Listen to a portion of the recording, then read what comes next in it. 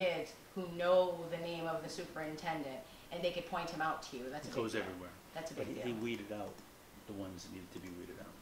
Which is good. Are we on? Yeah, when you say weeded out, you're talking about the legalization of marijuana in Fall River, Massachusetts, Hey, right? Is that what you're talking about? No. That was actually going to be on our agenda at a school committee meeting, and I told him to pull it because I didn't want to have to get into a discussion with him on that. But speaking Because I was going to vote, and I was not going to vote against it, which would have been controversial. So you don't support it? Are we live? We are live, Ed. Oh, well, here we go. I like this. All right. Well, here's the thing. Who are you, by the way? Yeah. I'm the fourth star on City Scar who's taken a hiatus. Yes.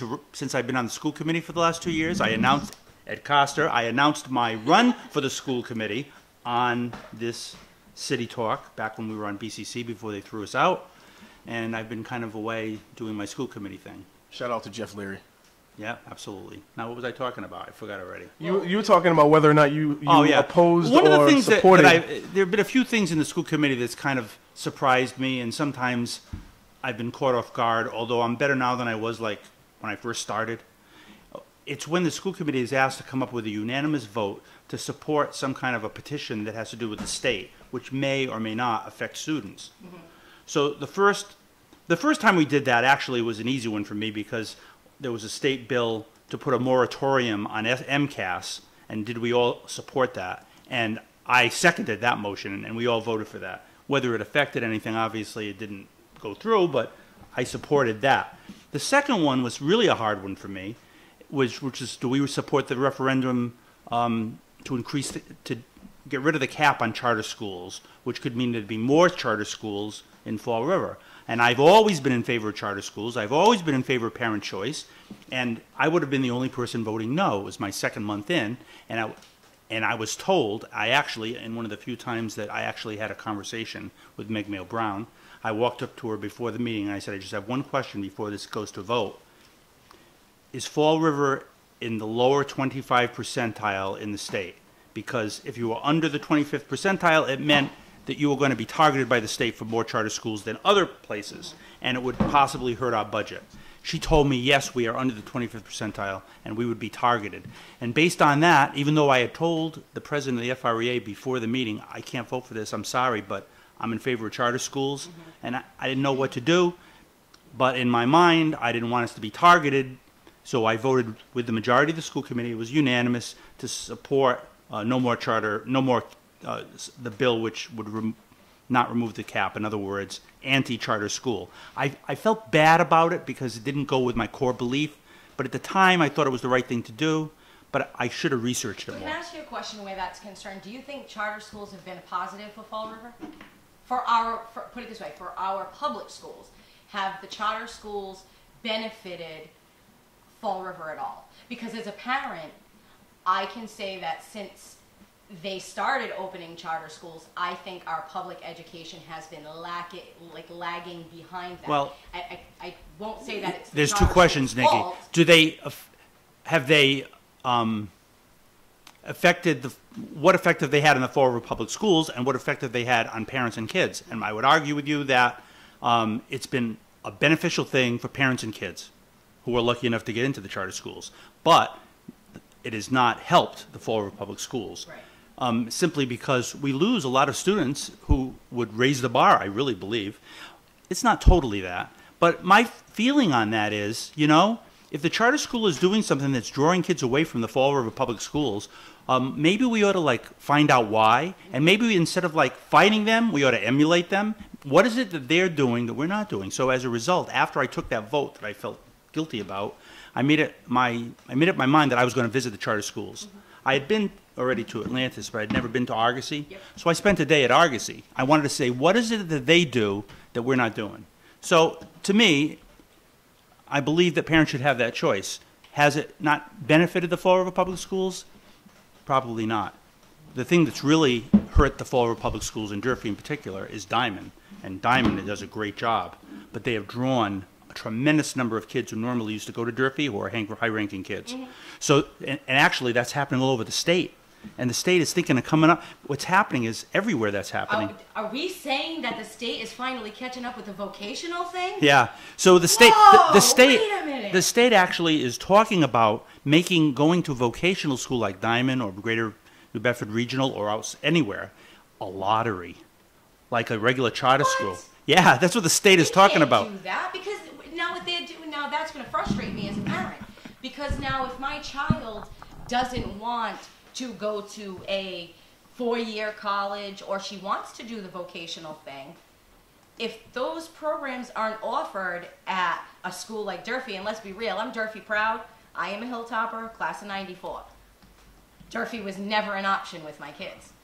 My oldest, who will be 22, did not. Durfee was not an option. She had no choice. She had to either go to Diamond or she had to go to Bristol Aggie.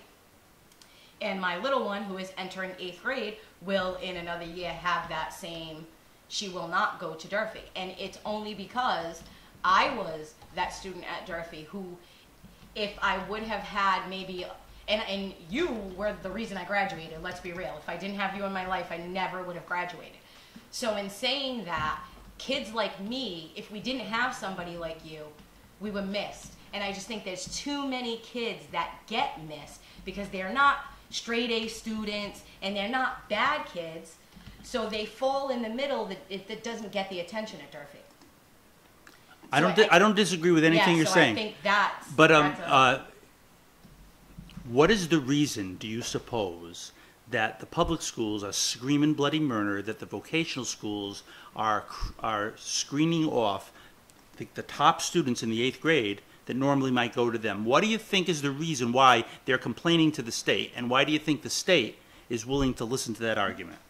Well, obviously somebody is throwing out like segregation or discrimination. No. Test scores? Test scores, bingo. Oh, that's what it. runs I didn't even everything. think about that. Because what happened is, when did it change with Diamond? Tell me it's that damn MCAS It's stuff. what it is. It's exactly what it is. And this is why I refuse. My child does not Yes. take the MCAS. And by the way, She's they the keep only student. and they keep on passing more and more laws to say that you can't do it. And if it comes to me, I say you can do We it. can, Just remember something. Back when MCAS was the thing, and all the teachers were basically forcing the kids how to learn how to take the test instead of teaching them the subject material. They're forcing them to learn how to pass a test. That's the problem. That's always been the problem with the MCAS. Because all the kids, if you don't pass MCAS, you don't graduate. I always thought that was the biggest crock ever. If you learned your material, you should be able to pass the MCAS, not the other way around. Yeah, right. Okay? That's my problem with the whole standardized test bit. Now, because of the people that are passing MCAS, that's giving money back to the school system because, look, they're passing it, so look, here comes a whole boatload of money. Now that all those kids are going to a vocational school where I don't think it's even needed anymore, I could be wrong on that, now the public school's like, wait a minute, we don't have the people who can pass this, we're going to lose funding. Now they're scared.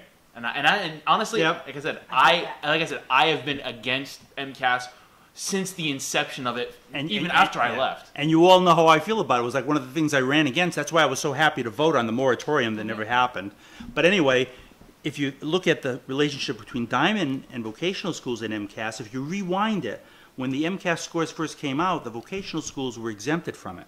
They didn't have to take MCAS, okay? So once they changed that rule and said to Diamond and other places, you now have to have your kids pass MCAS, now that makes your school look, now somebody's going to rank your school once you take MCAS. Guess what Diamond did? It was a very brilliant thing, and they all did it. That's when they started to create college prep programs. Back when you went to school, Diamond wasn't always a college prep oriented school, or you couldn't take the courses necessary to go to college. It was primarily vocational, all right? But once they had to take, well, that's because of attendance and behavior and other reasons. Yeah. Right? Okay. It was a very stern acceptance thing, but that's what it came down to. But it was also a vocational school. We'd go into the schools to program kids at whatever school, and if they were interested in certain vocations, they went to Diamond. But once Diamond had to up their ante academically because they were going to be evaluated by their MCAS scores, they created what? A college prep program to go hand in hand with their vocational program, which made it attractive, especially in today's economy, to a lot of kids who said, hey, I can have a trade and I can go to college. Yeah. Never used to be that way. You want to go to college, you went to Durfee. Right. But now they could do both. And then on top of that, it was a safe environment. And when the principal of the GATE Gifted and Talented program, maybe 10 years ago at CUS, told me that half of her gifted and talented students were going to Diamond, Yeah. that was it. That's happening everywhere. And it's MCAS that drives it. Of course, MCAS's gain at Diamond is MCAS's loss at Durfee. Public school. And all public clearly schools. That you just like turned on the light bulb. I'm so mad right now because the reason I don't want my daughter to It take hasn't the test happened yet. is to stop that. Right. But here I'm saying my daughter's going to It has- Diamond it because hasn't she yet. she'll get Yeah, the better it hasn't education. happened yet. But there are talks about it because the public schools are so upset, and of course, the vocational schools have blossomed. So that's it. So, all right. So I voted against the charter with the school committee unanimously on the charter school thing. I felt guilty about it. I mentioned it on Throw Up in Fall River. I got attacked by all my friends. Jordan came after me, and he was right. And a lot of people that supported me came after me. And you know me, I come back at it, and my response was, I voted against my basic beliefs because at the time I thought it was going to hurt financially the Fall River school system based on the information provided to me by Meg Mayo Brown. And that was the truth. And you should have researched it better, and that was also the truth. And they came at me, and I felt bad about it. But all I did was I vowed if it ever happens again that we have to vote on something that's not related to Fall River, but it's like we're going to support a state endeavor, I was going to research that sucker. So now the next one comes on the board. I read the agenda. Are you going to support the legalization of marijuana in Fall River, in Massachusetts?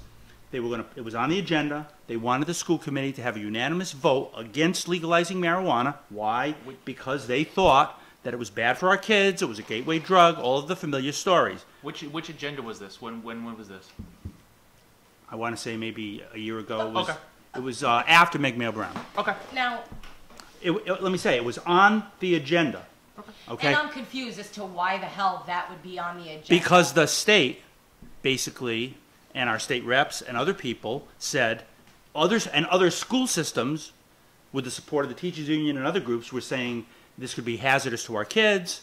We don't want kids coming to school high. We don't want kids. We have a serious opioid problem. All of But those the legalization people. of recreational marijuana was for kids, for adults 21 and over. Right. The argument So it was shouldn't have even. no. Right. Hey, even Ed. been Absolutely. Hey, on Ed. the Yeah. agenda. I'm so glad that that the school committee and everyone voted the way they did, so that way we know now that there's no drugs in school. They didn't vote that way because because here's the story. The story was when I saw that I said I'm not making the same mistake twice. Thank you. I am going to research this. Yeah. So what did I do? Because the argument was that, okay, yeah, it was 21, but then it would make it easier for 18-year-olds to get it, fake IDs and all that stuff. All right. So what did I do? Unbelievable. So what I did was I looked up the data on Colorado. There's some very good data on Yes. Colorado. That's the place to go to, man. How did the legalization of marijuana affect the usage of drugs in high school students and adolescents? And in a 4-year study, and there were 2 or 3 of them, it said there was no effect at all. So now I had that data, number one. Number two, because I teach this stuff in my... Wait, Ed, I just want to know, what parameters were they using to say that no effect or an effect has been made? It did not... There was no increase in drug usage before and after the law. Reported. Yeah. I see. Okay. Okay, so now that's number one. So now I know that. So they can't use that argument on me. Number two, I did some research on addiction. And if you look up all of the drugs from the top to the bottom on what's the most and what's the least addictive is marijuana. The most addictive is heroin. Crack cocaine's right behind that. There's like synthetic forms of Yeah, there's heroin, all too. kinds of Yeah, things in yeah. between that. Yeah. Then you have alcohol, and then you have marijuana, which is significantly lower than alcohol. Okay? So number two, I had that argument. Scratch tickets So- are more addictive So than marijuana. when I had this I did my homework this time. Leo knows In the that. first case, I really didn't do my homework enough. But in this case, I was ready for it. So I went over to the... One thing about this superintendent, you can talk to him. Yeah. He listens to me and listens to other people on the That's school committee. definitely the word. So I walked over to the superintendent the night of the meeting, and I said, you know, item 6 on the agenda, this vote, I just want to let you know ahead of time that if you bring this vote up, I'm going to vote no, and I'm going to cite statistics because I've done a lot of research on this, because I don't think we should even be Number one, I don't think it's in our business to even be voting on it. But number two, if we're going to vote on it, it's not going to be unanimous because I'm going to bring up the data that I have. And he says, what do you recommend? I said, my recommendation is pull it off the agenda. Nobody votes on it. He pulled it off the agenda. That's beautiful. Silly to That's vote beautiful. on Ed, So we never voted on it. You made a mistake in a previous voting situation. I wouldn't even say you made a mistake. Well, I but followed you- my beliefs, Right. but without enough information. But you received criticism from the public for what you did. You came back better for it. You didn't lie to the public. You didn't get angry. You didn't get angry. You didn't shut everybody out. You didn't do anything that because other the politicians have public done. was right, man. I mean, what they were saying was what I really believed. I just, at the time, I'm not saying the wool was pulled over my eyes, but I know this. A lot of people did it for political reasons. Those yes votes are political reasons sometimes because you support the status quo. The unions like it, the state representatives like it, certain political parties like it, and you vote for it. That's not why I voted for it. I voted for it because the superintendent, who I trusted to be telling me the truth, made me, which is another story, but at the time, I thought that was right. But afterwards, I found out it was wrong, and I went against my belief. So I made up my mind I'm not going against my belief, and I'm going to anymore, and I am going to make sure that I research before I vote something, and that's what I do. You got to back yourself up, man. You got to back yourself up. If you're gonna, it would have been a take 6-1 position, you gotta vote. I back said it's yourself either up. going to be a 6-1 vote, or pull it off the agenda. I said because you know what business, and I told him, I said, you want to deal with school department business that affects Yeah, Fall that's River, fine, but silly. don't ask me anymore to vote for something that the state has just so that it can look like Fall River supports Yeah, this. and it just doesn't make any sense. I've had kids in the school system for a long time, and to hear that is kind of like, why the hell would they even vote on that? To me, none of you should be okay with it in the schools. And if it's not, we're not. The question on the ballot wasn't, do you think that kids should be able to smoke marijuana in school? Right. Then I could see it maybe being on your More agenda. specific but to when that, you have yeah. a vote that's going in front of all of the voters of the state, Right. our little school committee can't change anything. So to me, whoever put that It's like question an on endorsement. the agenda, It's an It's a political- endorsement. but whoever put that question on the agenda did it to force the school committee members to answer that question. That's all that is. So Yeah. whoever that is, I don't know who just put it on the shady. agenda. I don't know how it got on the agenda. It's I don't. shady to me. That's like Right. a stupid question. Well, I think that- I want to know but more. I think- Hey, can my kid bring home a book? How about that? Right. I don't, Was there any argument against it? Like you said that people were concerned that they didn't want their kids coming to school high. Well, you know, I'm glad that's a concern. It Like I'm glad that's no, a concern, the but basic that may have happened before in the past or so. I'm not Yeah. sure. Yeah. Right. The basic argument was, I will call this the smokescreen argument. The real reason it was on the budget was it was on the agenda, in my opinion, was some group wanted, or some group or groups Yeah. wanted it on there for whatever reasons they did, and they wanted us to support it because it was supposedly, if this law passed, it would somehow filter down and be bad for kids. That's the reason it got on the agenda, so-called. Had I'll say this, when I researched the Colorado statistics, and there were a couple of studies on it, if it would have said, yes, there's been a dramatic rise in marijuana usage of kids pre and post this law, I probably would have let it go and voted for it, but there wasn't. So that's it. And if also the addiction stats were different, I would have voted. I would have said leave it on, but they weren't. So I said either take it off, but be prepared for an argument, because I now speak up at school committee meetings. It's taken me a while to feel comfortable with that. So they know I'm going to speak up. So we just took it off. so my and nobody question- really cared, by the way. No one on the school committee cared. I They don't were think just as anybody really wanna glad. answer They were that. just as Right. glad it was Why off the would that- budget. that's They not- didn't that know shouldn't be because on if I got up there with my statistics and argued one way, that meant somebody else would have to argue the other way. They didn't want any part of arguing with me on that. True. So that was it. Ed, why did you decide not to? Not to run. Yeah. Well, there's a lot of reasons. I mean, I probably would have run another year, but it's just been a tough year for me. I mean, it's no secret that my wife's health is on again, off again, and she needs me a lot. And even during the time when I ran last year, I mean, my wife didn't come around with me. She was home all the time. And very rarely did she come to any event that I went to because she was sick a lot of the time. Okay. It's nothing that's terminal, but she was diagnosed with breast cancer. It's been fine since, but the chemo kind of knocked the hell out of her. And she has a lot of side effects, and it's different at different times. And she needs me. So Very that's reasonable. one, and she told me That's that. the only reason. Well, Very, that very was reasonable, that was absolutely. reason number one. Reason number two was I had a scare with my eye. You know, like I've had 6 surgeries in my right eye since 2001, and the vision in my right eye is like 20/70, so I can see, but I can't see well enough to drive with it. But my left eye has always been 20/20, 20/25, corrected, and I've been able to see fine. But because I know what to look for when this one went bad, this year, in the summer, no, it wasn't even in the summer. It was like, yeah, it was like the summer, just when I was getting elected. I could notice more floaters, some flashes, and I had it watched, and I was going up there, and they were watching it. It was okay. And then one day I saw a symptom of a detached retina. I knew what to look for. It's like a screen that comes over your vision, and if it keeps going, it can get you blind. And now that disables me, because that makes me, I can't do anything. Wow. So I go to the doctor. They said to me, you have to have emergency surgery. So this was like February 16th. I was in the middle of my classes at UMass. I had to cancel my classes like for a month. That was in itself almost impossible to do. I had the surgery. When you have the eye surgery, they put this gas bubble in your eye. It takes a while for the bubble to kind of go away. And when the bubble goes away, hopefully you get your vision back. So it was iffy. Well, I got my vision back. It took a while. I went to one school committee meeting where my vision in my left eye was 20/70. I had to be driven to the meeting. And the agendas that we get, they're like about 8 inches thick. And the print is very, very tiny. And you have to really study it, at least I do, because I'm not going to go to a meeting without being prepared. And I couldn't read it. I was at home like with a magnifying glass, and my wife was reading it to me. I went to one meeting where I had to be driven to the meeting. It turned out, thank God, to be a small, you could have had me in a cardboard cutout of me at the meeting. Because I didn't say anything. That's how we do the show sometimes. And I didn't say anything, and I listened, and there wasn't really much. It turns out that it was there was not much in there that I could have added. I voted on a few I could hear, so I could listen, and the things I agreed with. And I had read it, the major stuff, with a spyglass, and my wife reading it to me.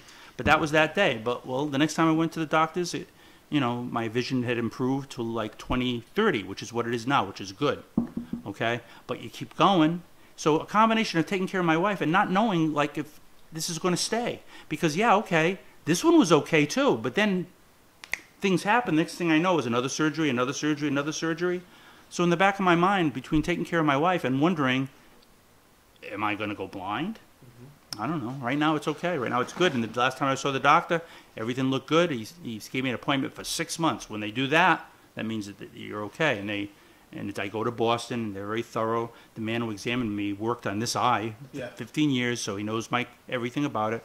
So a combination of my family's health and worried about my own health, I just couldn't do it. I couldn't put the energy into it that I wanted now, and who knows what's going to happen in the future. So that's why I didn't run. You have obviously very and I good feel bad reasons. about it, like I know that I can't. But I feel guilty about it. I feel like I started something. I think I finally kind of know what I'm doing a little bit, and I'm starting to make a difference in some ways. The thing about our school committee, Made a difference in a lot of ways. well, the thing in our school committee that's really amazing is if you look at the city council and you look at the federal government, right, and then you look at this and you look at the school committee. When we came on board, it was the potential for a fractured committee. We had a couple of people that wanted Meg. They were ready to give her a contract. And then we had a couple of people who didn't want Meg, who were returning, that weren't going to give her a contract. It was 2-2. And then all of a sudden, Paul Coogan and I, we knocked out 2 people, which is kind of unheard of. We knocked out 2 people. We came on board. And it was pretty clear that the people who were going to vote for a new superintendent outnumbered the ones that wanted Meg, and that hastened her leaving. So it had the potential for the committee being very fractured.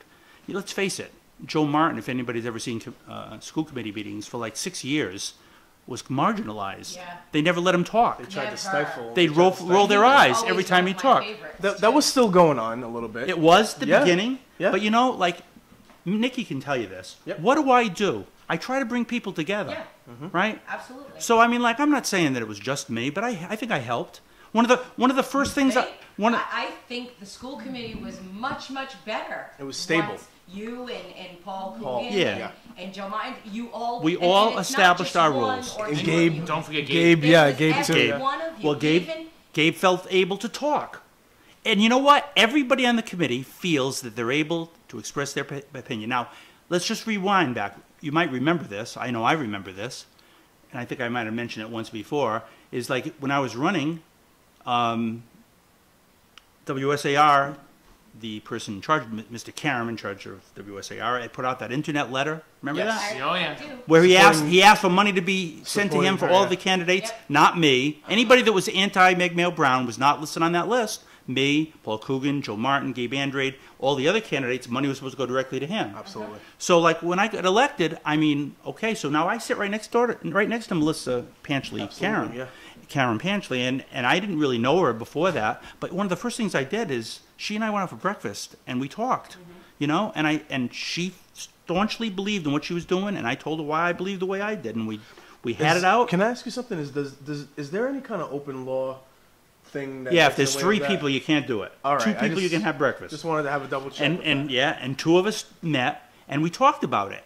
And then it was obvious to me that she really had a handle on budgetary matters, net school spending. She has a degree in business. Mm-hmm. She knew more about that than I did. It wasn't my strength. Okay? But I know more about policy and what's going on You know educationally more in the about schools than she does. students. Yeah. You have helped a lot more students. You were much. Right. So we had different things that we Everyone knew. brings their thing. Okay? Yes. And this is That's what where it this works is what's all the time. happened with the school committee is that we each have something that we're pretty good at and we kind of rely on each other. So like if it's a policy issue, she'll ask my opinion. If it's a financial issue, she'll ask her to explain it to me. And Paul Coogan goes into the schools and he sees things differently from a Durfee point of view. He fills in a lot of gaps from the time since I That's left. what I loved about this school committee. Like when you're saying that you And feel Joe gets respect. where you feel bad, like to me it was such a great thing that happened. Because even though there are different views, I don't want a school committee where everybody thinks the same way. You need some I different views, want Melissa Panchley, if she really believes in what she's saying, Back I want herself her to up. fight for that. Right. The same way I want you to fight for what you believe in. What I don't like is when people get steamrolled or you have to vote this certain way because you feel that your job is threatened. That's the part that I don't like. Or in Ed's case, where he feels like he was a little bit deceived, and kind of coaxed into voting a certain way based on that deception. Well, it was No, it's own it fault. was my own fault. I mean, No, like he didn't back himself up and say. I should have done more research on Right, it. I shouldn't have had to. I shouldn't have had to You the should day have of a let this committee go. meeting go to didn't- make Mail you Brown and shouldn't ask have her a question. exposed I yourself should to have known that it. deception. Yeah, well, I You was- should have. Yeah, but I'm just saying, when we see city councilors or school committee members or any kind of situation, You also get better at it. I mean, like, you know, I have been in the school system for 30-some years, but being on the school committee is still different than what I've done before. So you have to kind of like find your sea legs. So I did and have we another do. We all do question. different things. And now look what happens. The three of us, were all, well, it was kind of funny. They established a policy subcommittee because my specialty, one of my specialties, is policies. So when they come up there with policies in the past, whatever was in there was passed automatically. Now they've learned you better look at that policy because if you give it to me, I'm raising my hand. yeah, it's gonna Section. get challenged. Wait a minute. Wait. What does this mean? Yeah. All right. You know, and Joe Martin will do that too. All day. So they decided to establish a policy. Literally all Except day. the difference, Joe Martin also does it with money and finances. Yes. He finds things money-wise that I look at. I can look at it 10 times. I don't see it. But policy-wise, I can pick things up. Absolutely. So we all have our different strengths and weaknesses, but we work together. Ed. So you see Missy Panchley saying to Joe at the last meeting, she says, "I agree with Mr. Martin." All right, that never happened years That's never before. happened before. And Joe Martin, one day when Melissa was coughing at a subcommittee meeting, went into the refrigerator and got her a glass of water. Okay, Yeah, like consideration we for each work other. with each other. Yeah. And behind, And I'm going to tell you that and nobody watches the us. fact that you all work together like that, and the fact that there is a new superintendent, I can tell you, if you go to the school, it is a much different environment this year than it was last year. You also have the mayor and the superintendent relatively on the same page. Yes. In terms of what direction they want to go. Well, the thing that's it didn't, interesting it about- didn't appear. yeah. It didn't appear to me that the administrator was against the zero-based budgeting process as much as Well, the Mayor mayor, Brown that was the appeared mayor's to be. thing. He wanted Yeah. zero-based budgeting. Yeah. And it's never happened as long as I've been in the school system. Exactly, yep. And you know what? This superintendent had never done it before. Right. But he learned how to do it. He got books and training on how to do it. He brought the principals. That's so awesome. He brought the principals together, and they sat down together with a book on zero-based budgeting and figured out this is how we're going to do it. They didn't know how to do it, so they all did it. And when it was all over, he found like $1.5 million that was otherwise hidden away, right? Do and we what know he the did details- was he reinvested Do it we in know the the things we needed details for the kids. Do we know the details of how and why that was hidden, or no? Well, I can only guess based on the. Okay. I can remember the budgeting last year, the process last year, and the budgeting this year. The budgeting last year, Mayor Brown said to principals, add 6% to your budget and say, and this is what we're going to need for a level services budget. And then the budget hearings in front of the they went in on that subcommittee, one. Yeah. basically was a dog and pony show. Yeah. Yes. But nobody told us, nor did we know. We would get a budget that would say, fourth grade teacher, X amount of dollars, all right? What we didn't know until later on, because then, when it came time to vote for it, and I had things I wanted to cut, but I couldn't get in there because I wasn't part of that subcommittee. Right. So the mayor said, I'm not accepting $6 million more, you guys got to cut. And then my contribution last year was simply to say, you know, in my day, when the city was doing well, we did well. And when the city was doing bad, we had to kind of pitch in. So, like, I can remember that as a department head, there were years when I was told, you got to cut 3% of your budget. Or you have to freeze everything. You can't order a new desk this year. Or you can't order anything, and everything was frozen. I said, I remember that. So all of a sudden, that 3% became in the mind of Meg. So she went back to the principals and told them to go back and cut 3%, 6%, or 7%, or 10%, or something like that. And then they came back before the committee, and this time it was different. Now the principals had to cut 3%. And they came back to the subcommittee and said, this is how I'm going to cut it. And then all of a sudden, they would say, well, here's your cut. 1 fourth grade teacher. And then Joe Martin would say, wait a minute, why are you cutting 1 fourth grade teacher? He said, well, that position was never filled, and we don't need it. Yeah, so you're not cutting it. It's You- not you really a just- cut. It was that free cash business. Right. Yeah, it's a shed more Yeah. than a cut, right? Right.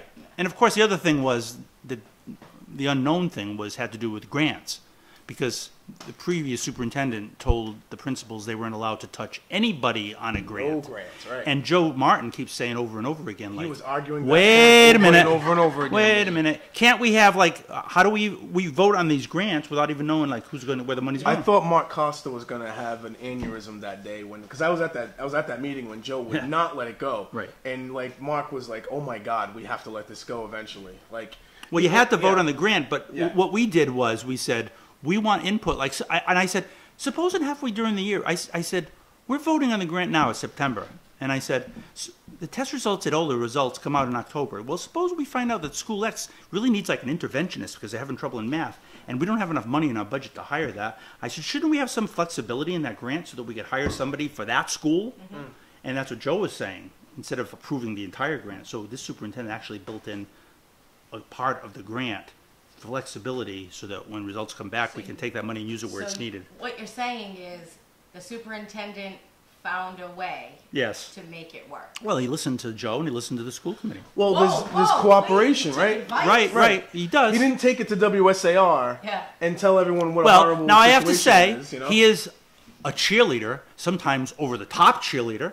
You know, like it's his style. Yes. People respond to that, and Pete they Carroll. love He it. does it even Like when Pete he's Carroll. The school system needed it so badly Yeah. that it's helped. Unfortunately, okay, that first year it was great, and now we got to like raise our scores.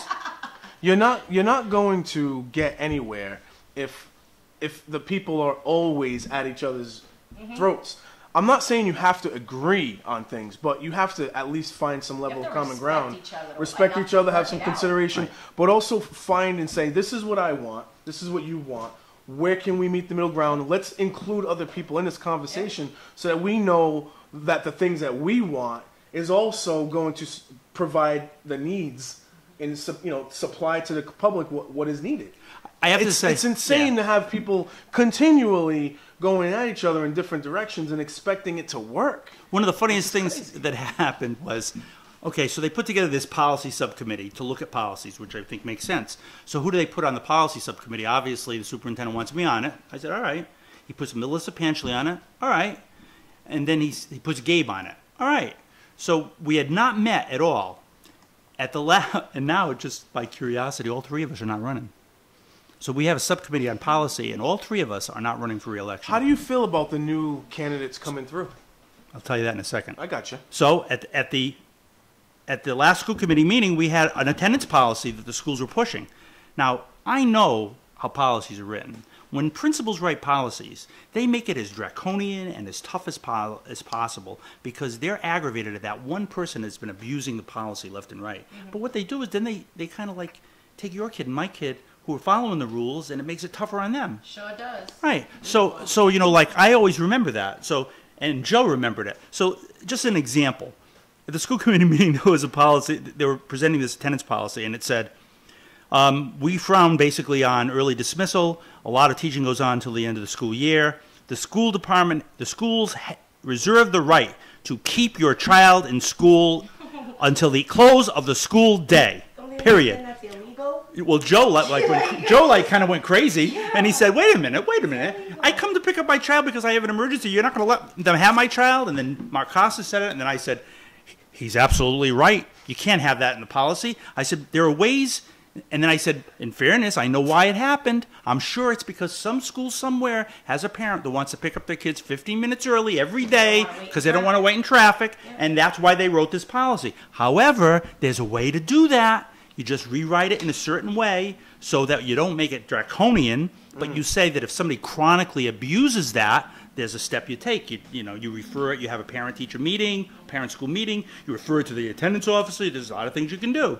So, but you just have to rewrite it. So I'm sitting there at the school committee trying to rewrite it, and by the way, because of my eye problem, I can't see that damn stuff, so I'm like this, I'm trying to write the policy, I'm putting my glasses on. I'm doing this at the meeting, I saw it looked like hell. So finally somebody said, can we refer this to the policy subcommittee? And I said, yeah, absolutely. Had to be done.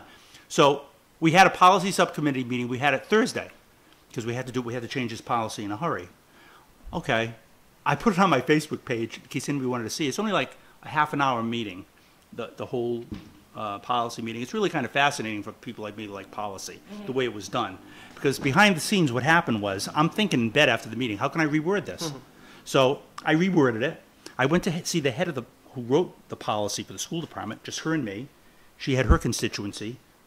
Everybody in the school committee wanted it rewritten. Yeah. It's not bad for parents. And also they were going F6s and non-promotion of anybody. That was another one that had to be rewritten. So I rewrote it in a way that I thought would be acceptable to both parties. I sat down with the person from the school department and wrote it one-on-one. I don't know if that was right or wrong as a school committee person, but I didn't care. So I said, look at this wording. You think your people can bring this back to your people, see if they can live with that. She brought it back to her people. She had a couple of principals said no. But most people said, doesn't matter. The school committee is going to change it anyway because we write the policies. So they came back. So I said, now at the policy subcommittee meeting, I don't want it to be my policy or me that wrote this. You present it. That we've heard you at the school committee. I've talked to my people, and these are our proposed changes. So at the subcommittee meeting, they gave us the proposed changes. Melissa and I and Gabe heard the changes. Melissa actually came up with a couple of things that I missed. That she added. I said, yeah, that's good. So we changed it again, and then now we've recommended it to go back to the school committee as a whole, which changes those two policies. And I write down, this is the way policy should be written, right? Pretty simple. Before you leave, could you work on uniform policy? Can you take care of the school uniform policy? Can we do something about that? Really? We can do something about anything. Like huge. You mean like the spirit wear thing? Either it needs to be completely done with, or they need to clamp down and enforce it on everyone. Why? Because some there is people only a particular kind of student that is getting in trouble for not wearing the uniform. Is that right? Yeah. We have to talk more about that. I could literally sit outside every day and wear 50%. Why don't you and I go for a walk to Henry Lord sometime before I leave? 50% of the kids do not wear uniforms, and 50% of them do. And the 50% that do, if there's you're one talking day about Henry that Lord? they don't have their uniform on, then that person gets in trouble. Meanwhile, there's 55 other kids coming out to school with no uniform on. You're talking about Henry Lord, right? Yeah, we really need to work on. Well, here's the thing about Henry Lord. Or they don't. New sheriff in town. Yeah, I know. You know Amy? Amy Bronhard? Oh yeah. Oh yeah, I know that name. Well, Amy Bronhard is like, she's tough. Well, she should know the students are very happy about her coming in. Right. But the kids loved her at Durfee. She was their senior vice principal, followed them through. They loved her, but she's tough. I just read a paper that she had written about Henry Lord. Well, here's the thing you got to know about Amy. And it's funny because when I was doing this policy subcommittee, she was kind of one of the Durfee people, you know, bringing up reasons that what they do at Durfee about attendance, and she was there at the meeting. And after the meeting, I went over to her, I said, Amy, I said, do you realize what full circle we've come on? Because when she was at Durfee, she was president of the senior class. And when she was president of the senior class, and I would have to write a Durfee policy, I always had student input. She was on my policy committee there. Then she became the school committee, and I would write a policy. She became head of the policy subcommittee, and I would submit my policies to her. And now I'm on the school committee, and she's back representing Durfee again. It was like full circle. I just think there's too many kids in the school Yeah. to do it. And that, like I said, there's only a particular kind of student that is getting in trouble for it. And to me, if not every Right. kid is going to, Right. then nobody should be. Right. Absolutely. I mean, this is like some parents are getting letters sent home from like the teachers, make sure your student's in their uniforms, or we get like those stupid robocalls, please make sure your student is in their uniform. But then the following week, if they brought in 50 cents, then they didn't have to wear their uniform. It could be a dress down day. I don't think the kid should have to pay for a dress down day, let's be real.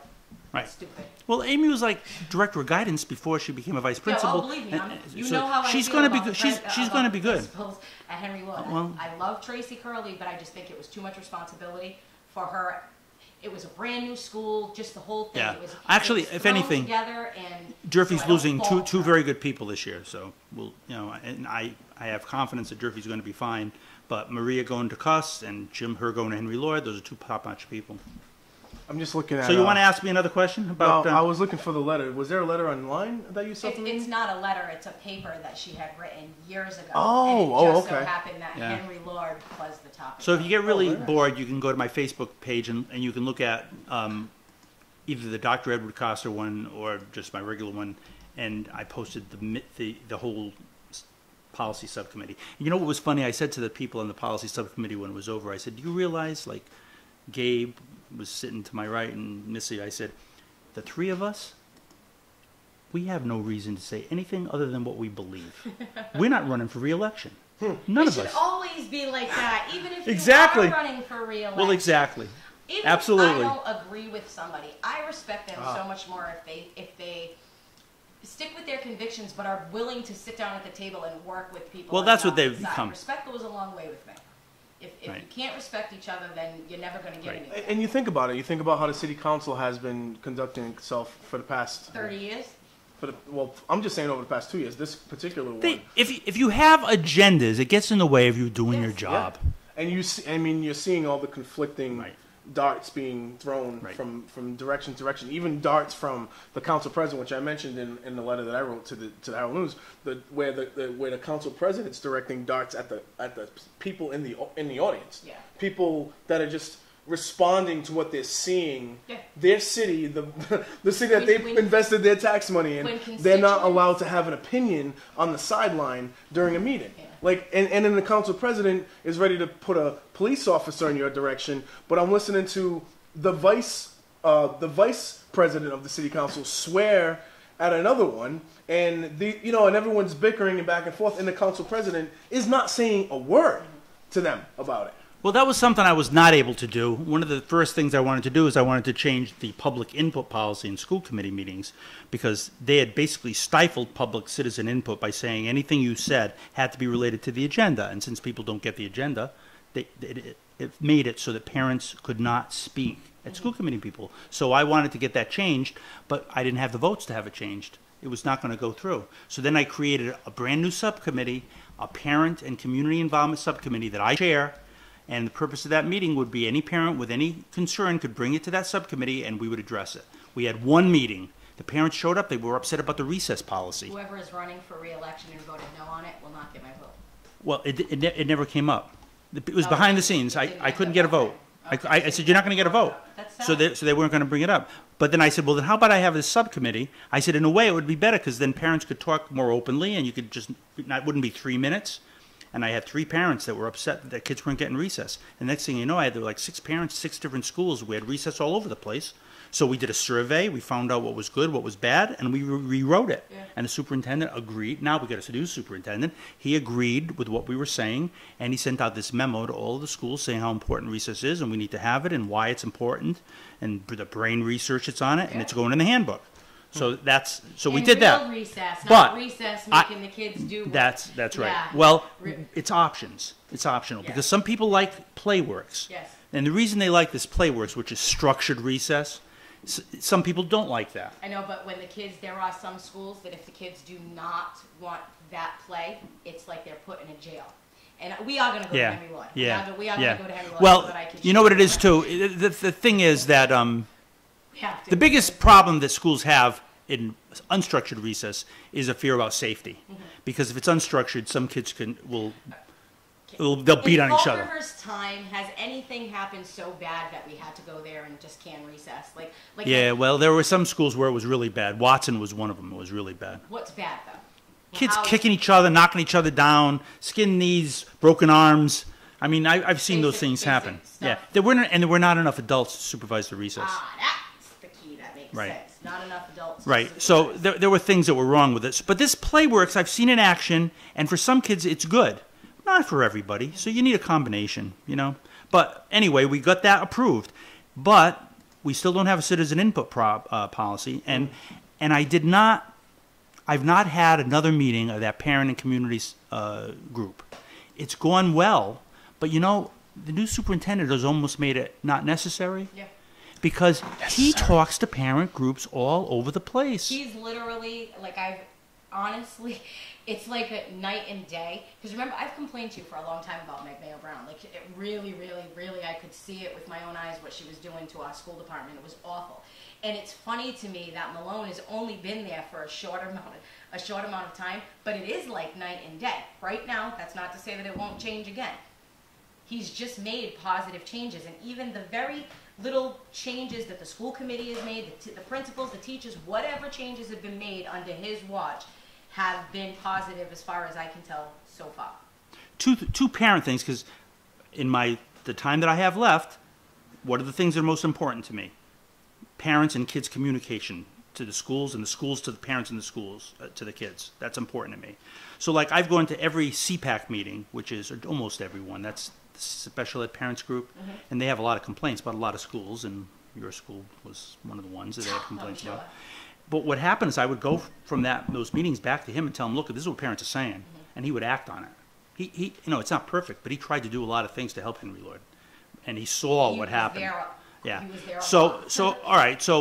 But he went actually into. If you're going to meet with 20 special ed parents and listen to their concerns, you're going into the eye of the tiger, man, because they're going to tell you what's wrong. And it's not only Fall River. It's a problem everywhere. Parents of kids with special needs are feeling like their kids' needs aren't being met, and it's hard for them to go and have a core evaluation, and all these specialists are there, and they feel overwhelmed. It's what got me to run in the first place. And he went in there and he listened to their concerns, and then he had a meeting with the PTO presidents and anybody else who wanted to come to it at CUS. There were about 30 parents that showed up. He puts it up a whiteboard. I went to it. I was the only school committee person then. Parents are important to me. He went up there, whiteboard. What are our strengths? What are our weaknesses? What are our strengths? He didn't get a lot. What are some of the things we need to work at? Bam, bam, bam, there. And he's putting them up there, and he's trying to clarify it. It's the kind of things I used to do. And he had it on there. So how can we deal with this to take it off this weakness and make it a strength? And the parents were giving him all these ideas, and he's writing it down, and he's trying to do it. Okay? That almost makes it not necessary. When I had my first parent meeting, not a single member of the school administration came to that meeting. Not a single one. It was an open agenda for parents to talk about what they wanted to talk about. And not a single person from the administration showed up at that parent meeting. I think a lot of people under Meg Mayo Brown, a lot of school employees felt very defeated under her. And I'm going to say that there is somebody who is running for school committee who is very fearful of their job when they were working under Meg Mayo Brown. Well, I have a list of some of the potential candidates, and I was going to ask you. I can tell you my opinion on people that I know. Yeah. I have to say this. Being on the school committee, like I am, I'm much more careful about what I say about people. I don't want anything I say to be considered an endorsement. Even the people that I want to win real badly, I'm not putting any signs in front of my house. Even the people that I like. Okay, while I'm in office, I do not want to endorse publicly anyone. That said, there's some people on this list. The thing that I found most interesting is that, okay, when I ran, remember, you couldn't get anybody to run for school committee. There were only we didn't have a primary. There were not that many candidates at all. Sean Connell comes to mind, but I don't remember anybody else. If I could do it all over again, I would have went with school committee first before city council. Yeah. Well, it was just the way it was. But now we have this school committee that's like this, we're like a little all-star team. We're like the dream team. That's what, I have so much we confidence. function really well because we all do our thing. And we get along with each other, and it's working. When in 2015, when the election ended, I had so much confidence in the changes that I saw coming from the school committee and the upcoming departure and incoming, arrival of the other superintendent. So to have all these things happening, I just had so much optimism, and there was a lot of follow through on that optimism for the school committee. I tried in the beginning to get behind the city council. I sent them all inboxes, even the ones that I knew were going to be garbage. I sent them all inboxes saying, "Hey, you have an opportunity for real change, for real positive," all of that. And obviously, one group of people I think came through. I loved watching Gabe. I thought Gabe was just a very calming influence on that school committee. A very non-extreme, but very still strong and intelligent figure on that school committee. And then I go and I watch a city council meeting, and I'm getting the complete opposite feeling, the complete opposite vibe. And I feel sad about the fact that a few of you guys, and including Melissa, because it started to work. It was starting to blend. I feel like she wasn't given, maybe she wasn't able to discuss the things that she wanted to, or maybe vote in the way that she really wanted to when Meg was there. Yeah, now that's right. Well, I don't know if that's true or not, but she says what she thinks, and I've said to her, and Paul Coogan and I, the three of us sit together, so we talk before a meeting sometimes, and I said, Melissa, think about when you were on the school committee before. How many times did you vote with Joe Martin? I said, you voted with me sometimes, with Paul sometimes, and you voted with Joe sometimes. I said, so there have been times when you voted with Joe and I haven't. Or Paul's voted with me and you haven't. Some more if you look at all of our votes and the history of them, a lot of times it's been unanimous, but when it's been close votes, the close votes have gone both ways. Right. That's how it should be. And that's the so what happened was Gabe was the first one to say he wasn't going to run. And now Melissa's sitting next to me and she's saying, "You going to run?" And I said, "Well, my wife has been feeling well, and this was before I hurt my eye." And I said, it's going to be kind of hard for me. Right now, I'm not sure right now. I'm 50-50, I think. But then when my eye went and was having problems, I said, no, I'm not going to run. She said, because if you don't run, I might have to run, and I don't want to run. You know what I mean? It would be a shame for us all to go. Carry the torch. So she was the last holdout, and I think she was feeling kind of guilty, I was feeling kind of guilty. But then when she finally said, no, my kids are in high school. I want to be a mom to my kids in high school. No, I'm not going to do it. I get it. I get that. Right. So I said, all right. So now, when three people, half the committee don't run, people are going to want to fill that blank. Right. It started out with people filling that blank, other than Sean, who were filling that blank, whose names I never heard of, who probably felt why not? What the heck, right? But then, a lot more candidates who have a lot more traction, potential for traction, who have more knowledge of the school system or have more knowledge of the city in one way or the other, have come on. There was a point where somebody even told me that there was a rumor that Sutter might run for school committee. Interesting. Right, but that did not pan out. I think that would be better for him, though. But learn the process a little bit. But I think that learn the process losing half of a committee has brought everybody out. Yeah. And the city council, in a way, it's the same thing. You look, how many people are not coming back now? 3? It's 3 out of 9. But did Linda Duell run? Huh? Did Linda run for both mayor and city council? No, it's because I do find it hilarious that the Sam Sutter rumor came through, because he would always be a benefit, because you always need an 8-year experienced district attorney on the school committee. Well, I'm going to tell you this: the first time I met Sam Sutter, I was on the Holy Name School Board, and so was he. We sat, and that was the first time I met him. He says, "Hey, my daughter's in the class with your grandson," and we talked. And that was the first time I ever met him. we were friendly then. I was friendly with him up until the time Jordan said that he was going to hire me as superintendent for half the money.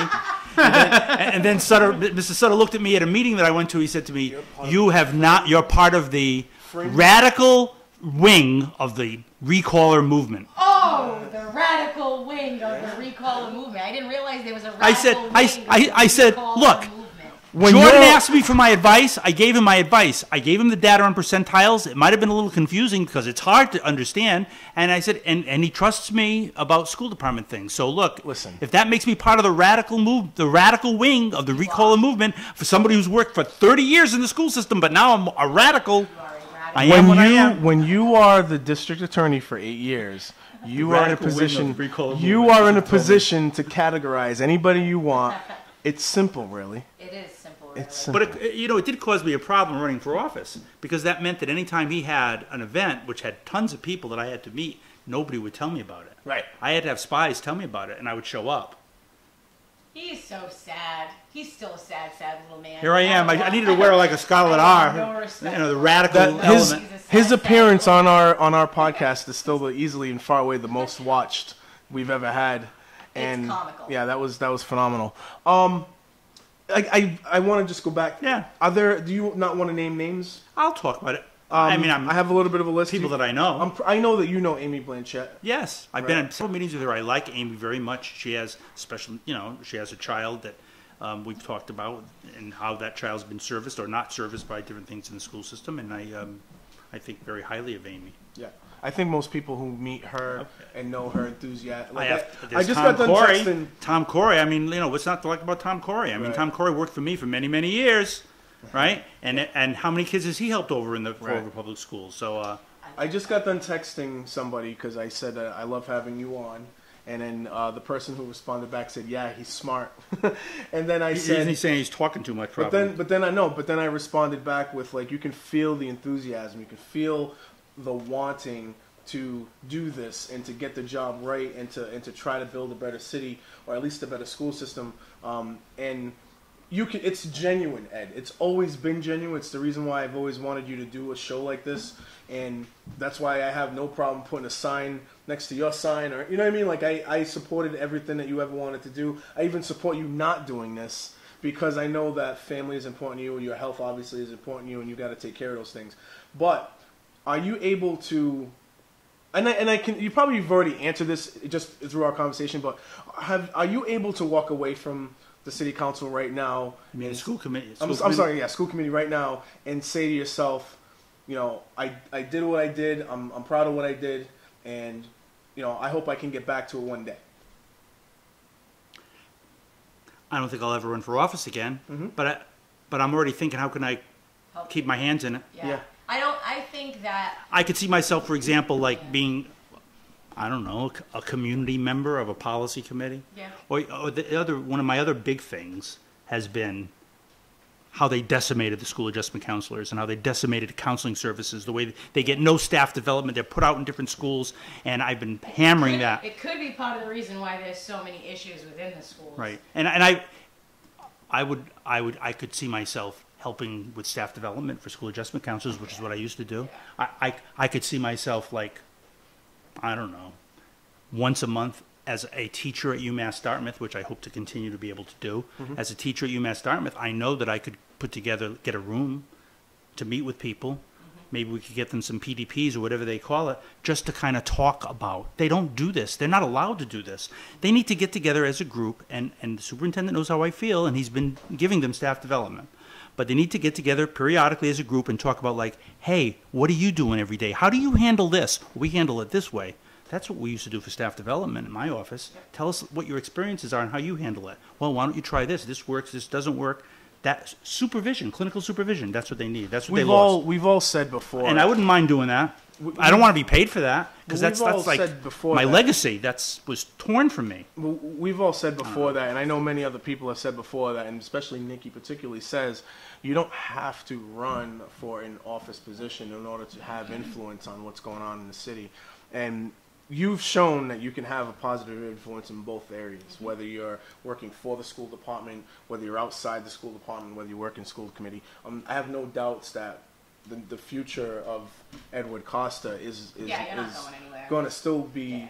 working towards a positive. I can tell you, influence in the city. it is a lot more work than I thought. I mean, the agendas have gotten to be so thick, and it's so hard. I spent an entire day just reading it, underlining it, question this, question that. Fortunately, I know when it gets to the budget, if I read it and I don't understand it, I know that Joe will. And if I know there's some areas that I don't, I try to ask questions about things that I'm not sure about. Sometimes I make mistakes, but they take care of that. But there are things, certain areas, I know but I have to read that, and you have to study that really hard. It's very hard.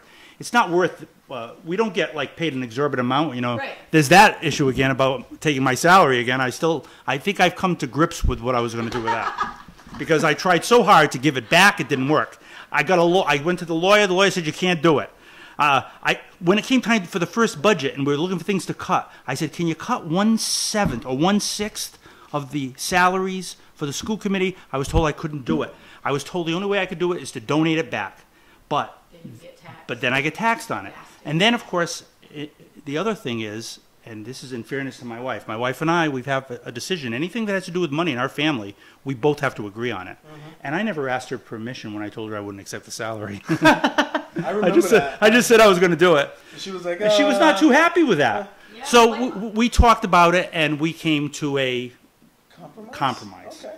And the compromise was 2 years. Oh, by the way, that's what the other thing is. Like, I thought it was going to cost like $6,000 to run the school committee. It cost me $14,000 to run the school committee. Whoa, That's what really? it cost me.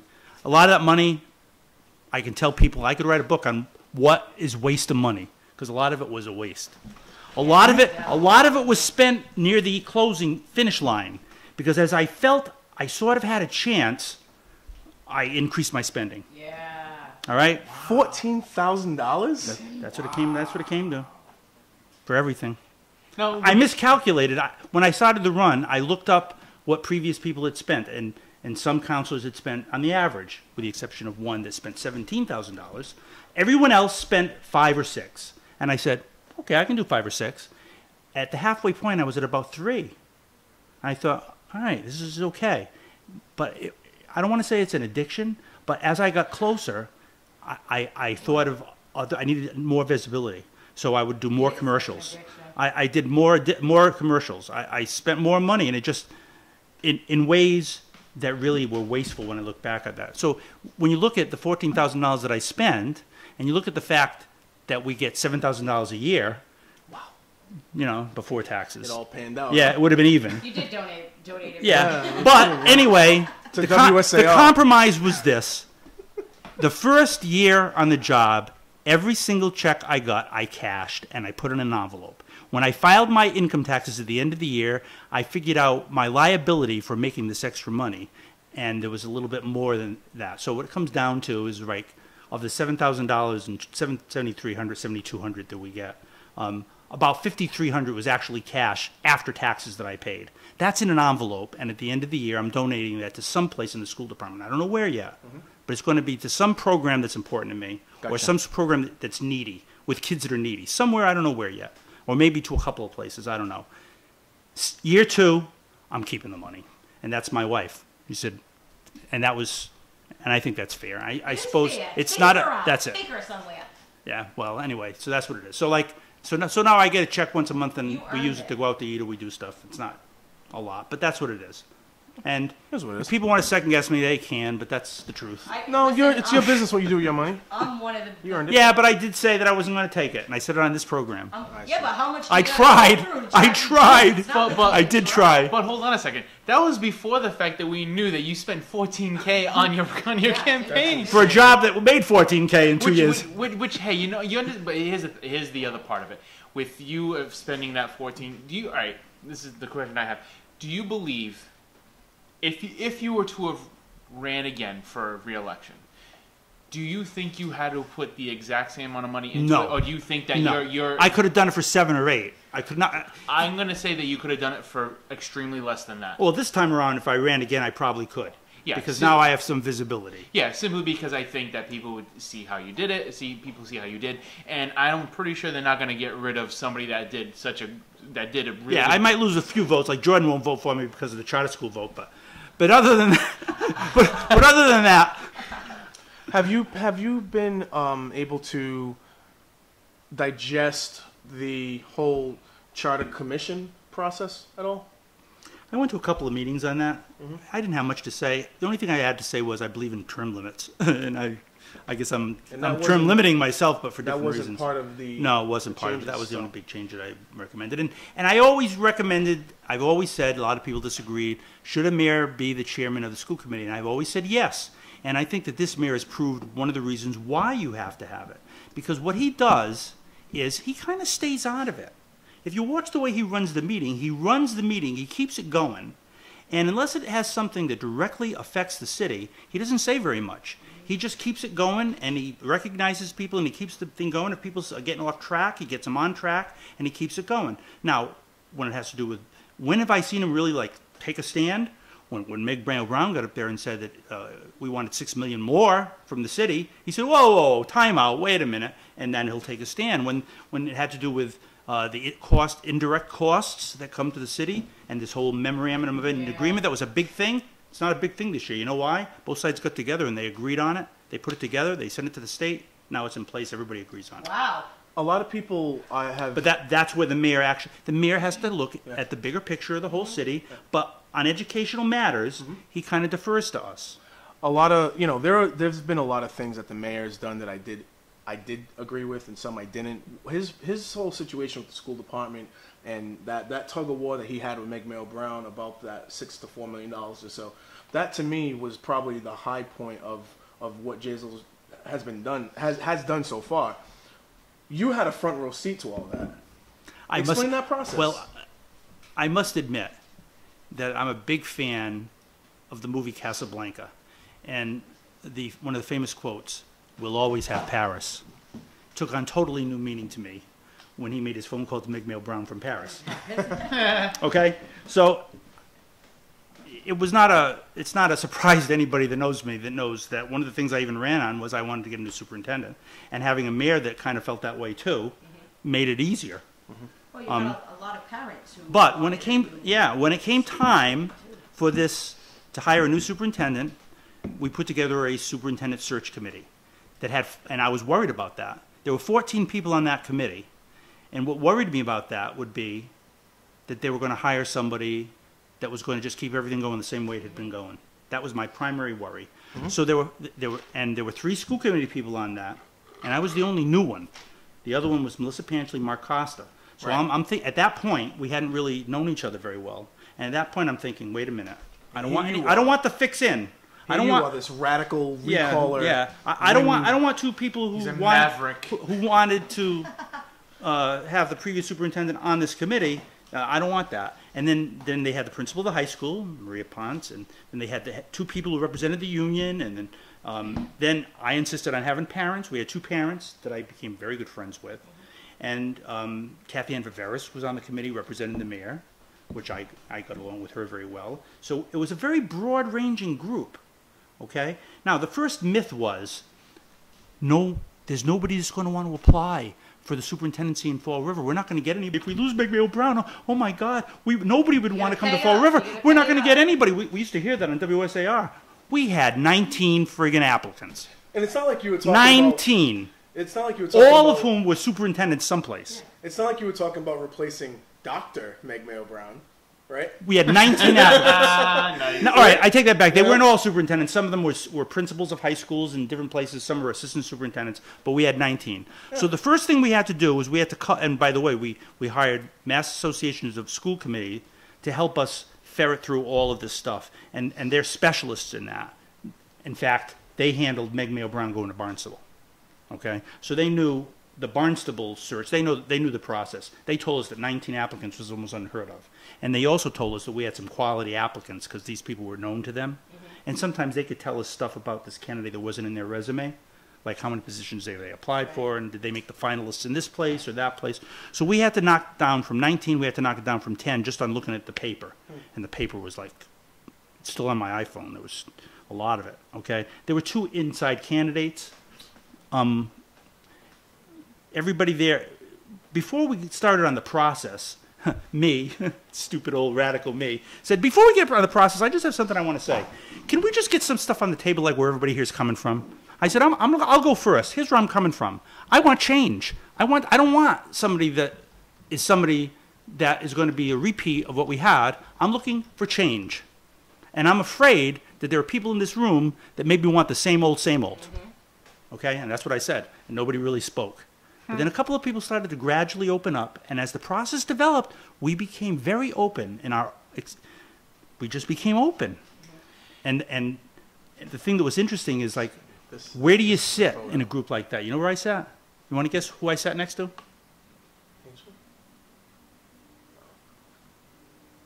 The parents. Oh, They were my allies. I sat with the two parents, and when Kathy Ann came on board, she sat to my right. It was Kathy Ann, me, and the two parents. Union people sat together. The administrator sat together. The other two school committee people sat together, and there were a couple of community people. But all right, but you know what? Once we got through the first, Do you remember you that? see, that's what scared me. That's why I got the photo. Again, you Right. about to say something, Derek. Go ahead. yeah. So when you were talking about the process, and you initially spoke out, this was probably to me, and just kind of like sitting back and watching this all unfold as you were doing it, and as everyone was kind of watching it, and as we were getting little things. What I was getting was everything that was going on within the school committee while Meg Mayo Brown was still there. She was kind of like, and I'll use this term very loosely, the czar of the school committee, because she pretty much controlled everything with an iron fist. If you did not like what she said, she ostracized you. If you didn't go with her agenda, she ostracized you. But if you stayed in line with her, she'd go to bat for you. Is that accurate? Yeah, but Paul Coogan put a stop to that at the very first meeting. Bingo, break. All right. I make a motion that we be allowed to visit schools without having to go through the superintendent first. Second the motion. Was it 4-3 vote. Yeah, 4-3. Yeah. She was furious. What she did was she found a technicality to stop that vote the first meeting. She knew it was coming at the second meeting. So you know what she did? She had all of her principals come to argue against that. That's what she did. She really had them all there. They were going to argue with us that we shouldn't be allowed to visit their buildings without going through the superintendent. They were all there. So somebody brings up, well, should we hear from the principals first? Because before the motion comes up, and I raised my hand and I said, I really don't think it's fair that the principals should have to come up here one at a time. We know what they're going to say. One at a time. There's a tremendous amount of peer pressure for these people to say what's expected of them to say. I second the motion. I don't want to hear it. I think we should just vote on it. And the principals, some of them, you could see them had a sigh of relief. Yeah. All right? Paul made the motion. I seconded it. 4-3. Gabe, Joe, me, Paul. No surprise. And by the way, the mayor voted against it. So it was 4-3. And that was the first thing that said, sorry, you're not the czar anymore. Yeah. We're going to go around and talk to anybody we want, whenever we want to, and we're going to find out what's really going on, because we're not going to wait for you to have one of your people meet us at the door. What did I tell you? You need to get into So, the school. and that was Paul Coogan's job, and that was a big, that changed right from the beginning. She was not too happy with that. I'm going to tell you just one little thing that's kind of an unknown thing. 2 weeks before she left, right, Paul Coogan had filed some other kind of motion. I can't remember what it was. But she filed a complaint against him because he had had a discussion with the mayor about this motion that he wanted to file. All right. She said it was an open meeting law violation. She was leaving in a week. Yeah. But she had to get that last shot in. And it turns out it wasn't true. And we had all the evidence that what she said did not violate anything, but she was going to get that last shot in, okay? And you know what else she did before she left? Once the budget was all settled, I was driving to Morton on the last day of school, the first day of the new contract for the new superintendent, his first school committee meeting anyway. He said, look, I just want to let you people know that a lot of principals left, and I've hired them on a one-year contract. I want to see how they work out, which was a good move. He said, but the remaining principals the following principals have new contracts awarded by Meg Mayo Brown.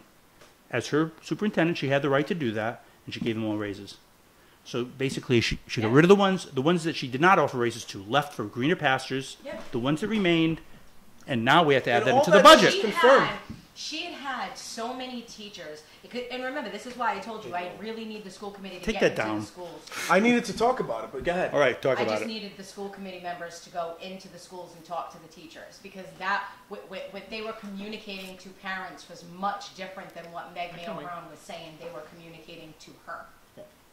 And it was confirmation that she needed to go. Right. Yeah. That was just confirmation. All right. right there. So But we narrowed it down to 10 people. I want Derek. Derek had a point Derek. to make, though. Go ahead, Derek. No, because my main question after that was the next thing I was going to say was once Malone, Superintendent Malone, was brought in, and you were kind of alluding to it, because I remember you giving us a story where he said pretty much he got everyone together. He pretty much did the whole whiteboard thing. Yep. What can we do to change things? He wanted tons of ideas. And honestly, from what I've been hearing from my nephew who's in it, and from other people, he has been doing a really good. I've heard he's been doing a really killer job. He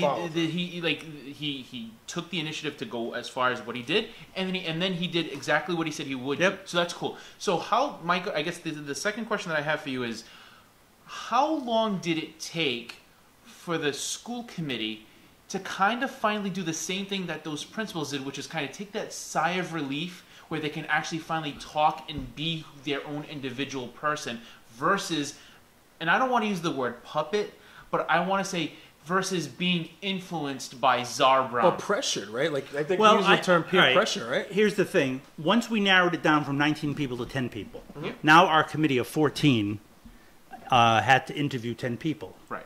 It was like a 2-hour interview for each one of those people. It was 20 hours. It was a big, exhaustive meeting. And then what happened was we as a group then had to vote on our top 3, all 14 of us.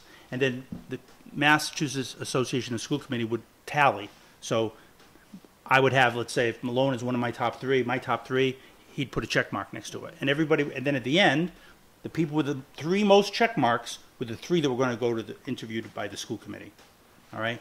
He was there. We had a gentleman from Boston who was there, and a gentleman from Framingham were there. Those were the final 3. And there was a 4th that was just right off the running by 1 or 2 check marks that we put in as an alternate in case one of the 3 didn't bow out.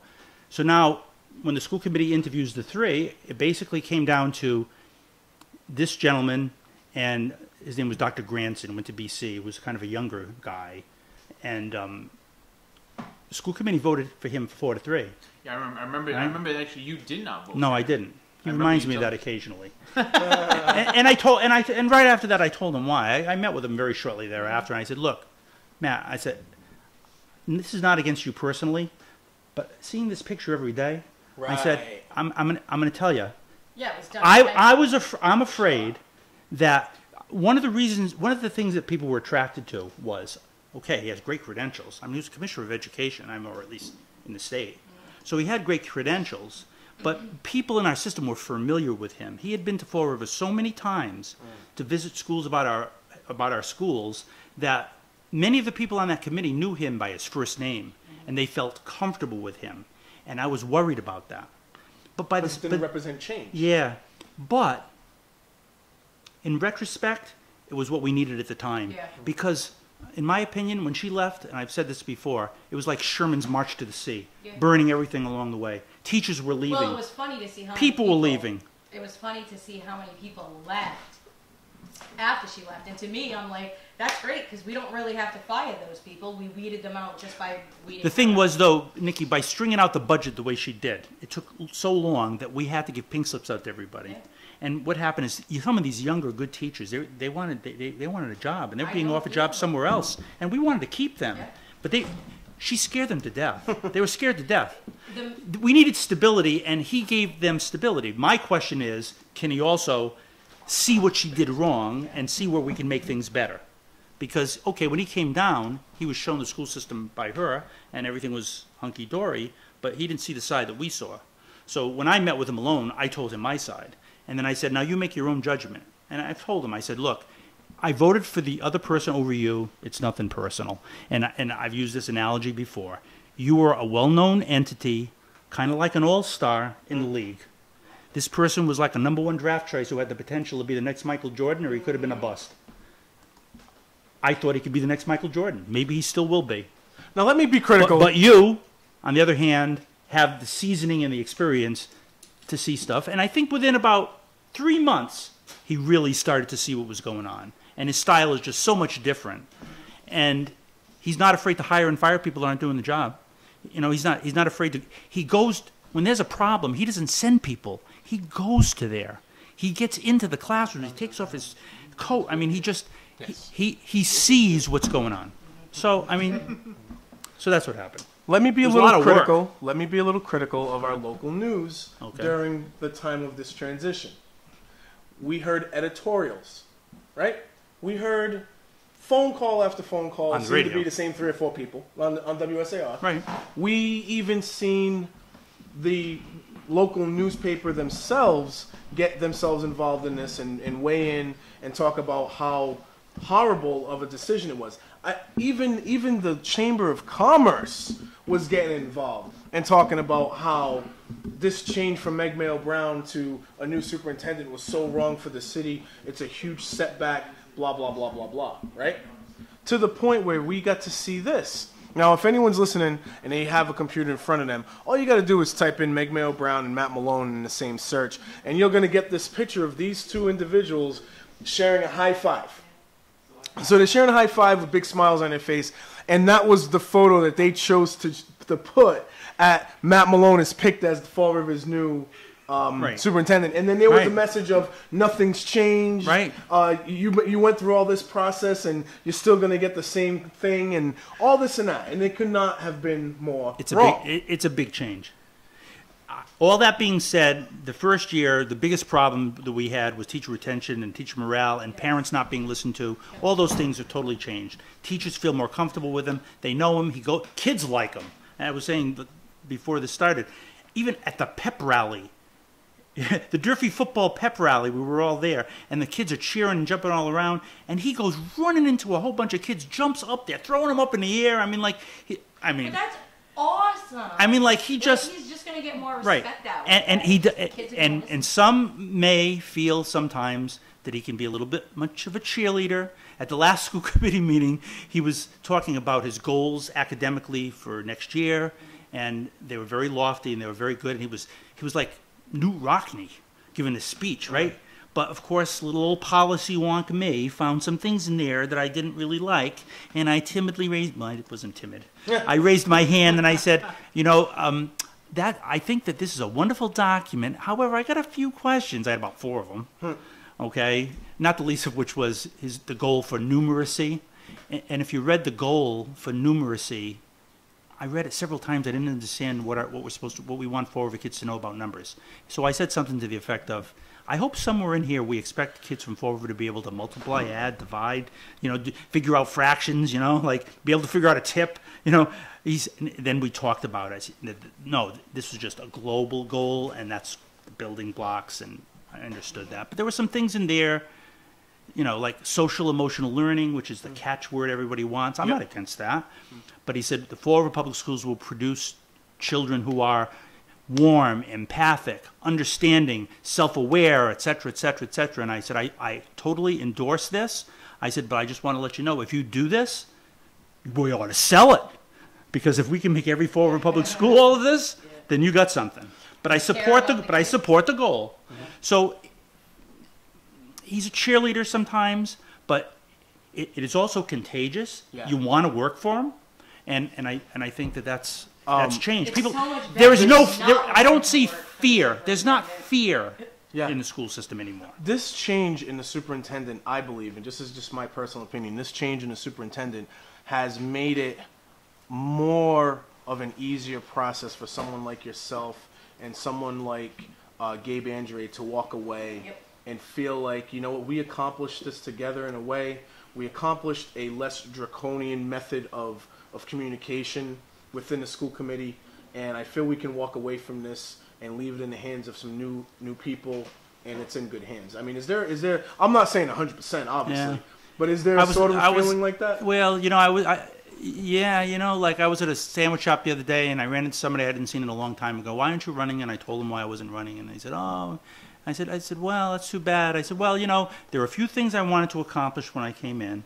And, I think that we've started to turn the corner. I think we have a new superintendent. I think the attitude is good. And the person looked at me and says, well, at least you did something. And I walked out there, like, oh, yeah. That should have been the city motto.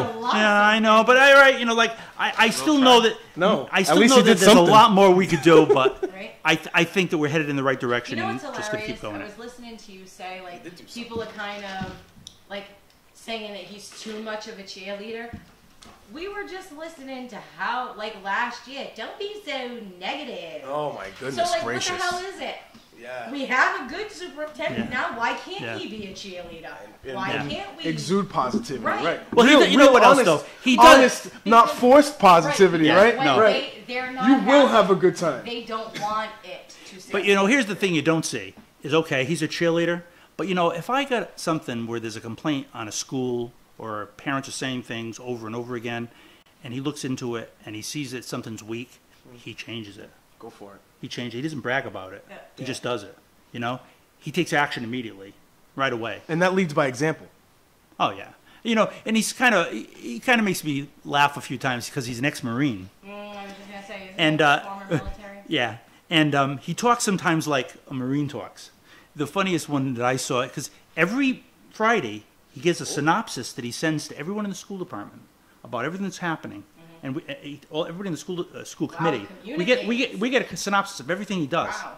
All right, and who we talked to and what he did and when he didn't. It's like in the military you used to do that as your weekly report.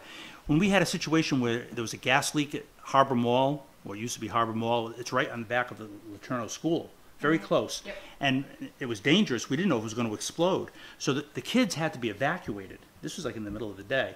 And St. Jean's, is it St. Jean's? Up near the old Henry Lord? Used to be, Used to be St. Jean's? Yeah. Well, they agreed that they would accept the kids from the Laterno, which was like kind of a walk up Stafford Road, Yeah. and that we would keep them there, and then he, the superintendent, made arrangements for buses from Durfee to come down and bring them to the auditorium of Durfee, but they had to walk the whole entire school. With the teacher and the kids, they had to put in their coats and march them up Stafford Road. 2 blocks. Right. Okay. He sends us a note. He said, "We had a very successful forced march from the Laterno School." march? Right, which is of course a military term. I mean, you can picture like little kindergarten kids on a forced march from the Laterno. I know, a forced march from the Laterno School. No injuries, no nothing. I read, I laughed, and then they got him to Durfee, and then all the kids. Then the parents were notified. Everything. Nobody got a scratched knee. The kids were not panicked. Parents weren't panicked. Everything knew what happened. But he was up there leading the march and organizing and doing everything. Well, let's be fair. We have some good principals at Laterno. Yes, as well, absolutely. And the teachers in some schools it may not have been as effective a forced march, but in that school it was like nothing. I pulled up a story. I was trying to find some stories. You contacted me earlier today. We didn't anticipate you coming in, so I was. I don't mean to be dominating all this stuff that This is the way I You want. told me Yeah. that 2 weeks ago. This is the way I want this show to go. When you're here, you don't host it like you used to. So when you're here, this is your show, in my opinion.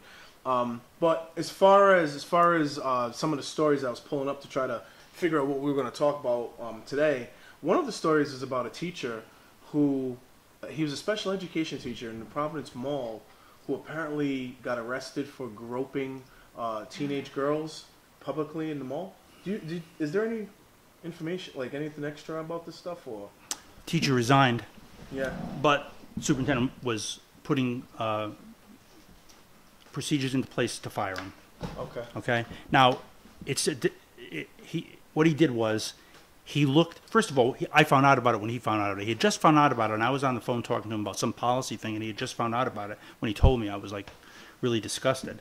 And first thing that I said to him was, "You got to make sure that you contact the parents of these kids. Even though it's summertime, find a way to contact the parents of these kids to make sure that they know about this, and to make sure that they talk to their kids."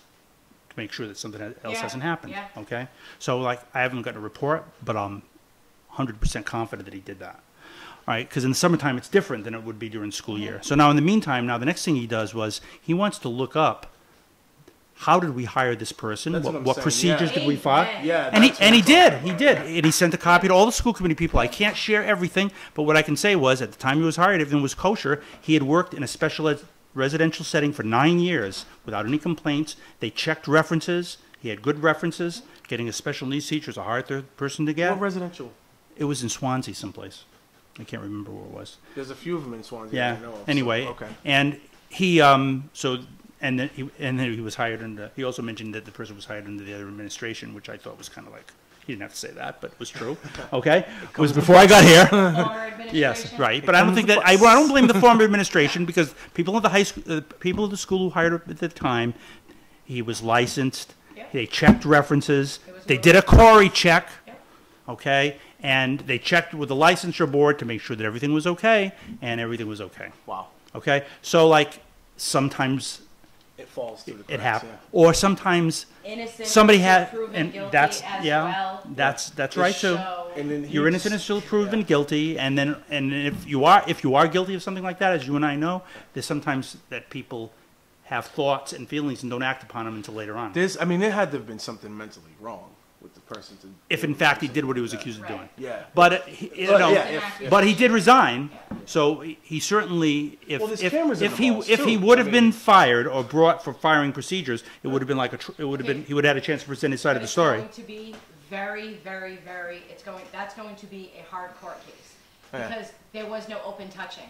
Okay, this is where he was allegedly bumping into the kids And groping at the them. mall. Yeah. So as he was bumping into them, and this is the part that frustrates me because I'm a female, and it happens a lot, guys. It happens a real lot. So the fact that these girls, if it really happened, the fact that they reported it is so awesome. It's so awesome because it is very easy for a man to do that to a girl. So that's what he was allegedly doing, was bumping into them and like, ooh, sorry, like, oh, I didn't mean to. So I talked to my 13-year-old too to explain to her that just because a guy bumps into you like that, if he grabs you, that's not an accident. You bump into people, there's no grab. You know what I mean? Unless you're There's- falling down. so- I needed to hold on to my balance. Yeah. Yes. Yeah. No. No. Negative. Once, but not numerous times. Not twice at the same time either. Well, anyway, that's all I can say about it. I mean, Right. he looked into how the person was hired. He took the action that he recommended, and the upshot of it all is the teacher is not going to return. It's very unfortunate. I read these stories. I try to read this stuff all the time. I'm just like, I can't even fathom it. I work in a residential facility. That's why I was interested in that. Obviously I can't talk about some of the privacy stuff too. But when there's a violation from a teacher or from a residential counselor or from someone who's supposed to be a professional that's helping kids in certain situations, that bothers me 5 times over. There must have been a lot of talk about a particular show that was on Netflix called 13 Reasons Why. Yep. Our superintendent recognized it. He had the principal send a notice home to every middle school. Hopefully that you got it. I did. That said that this was something that middle school kids were watching, and that you should be aware of it and try to have a discussion with your child about that. Yeah. That would not have happened. The Yeah.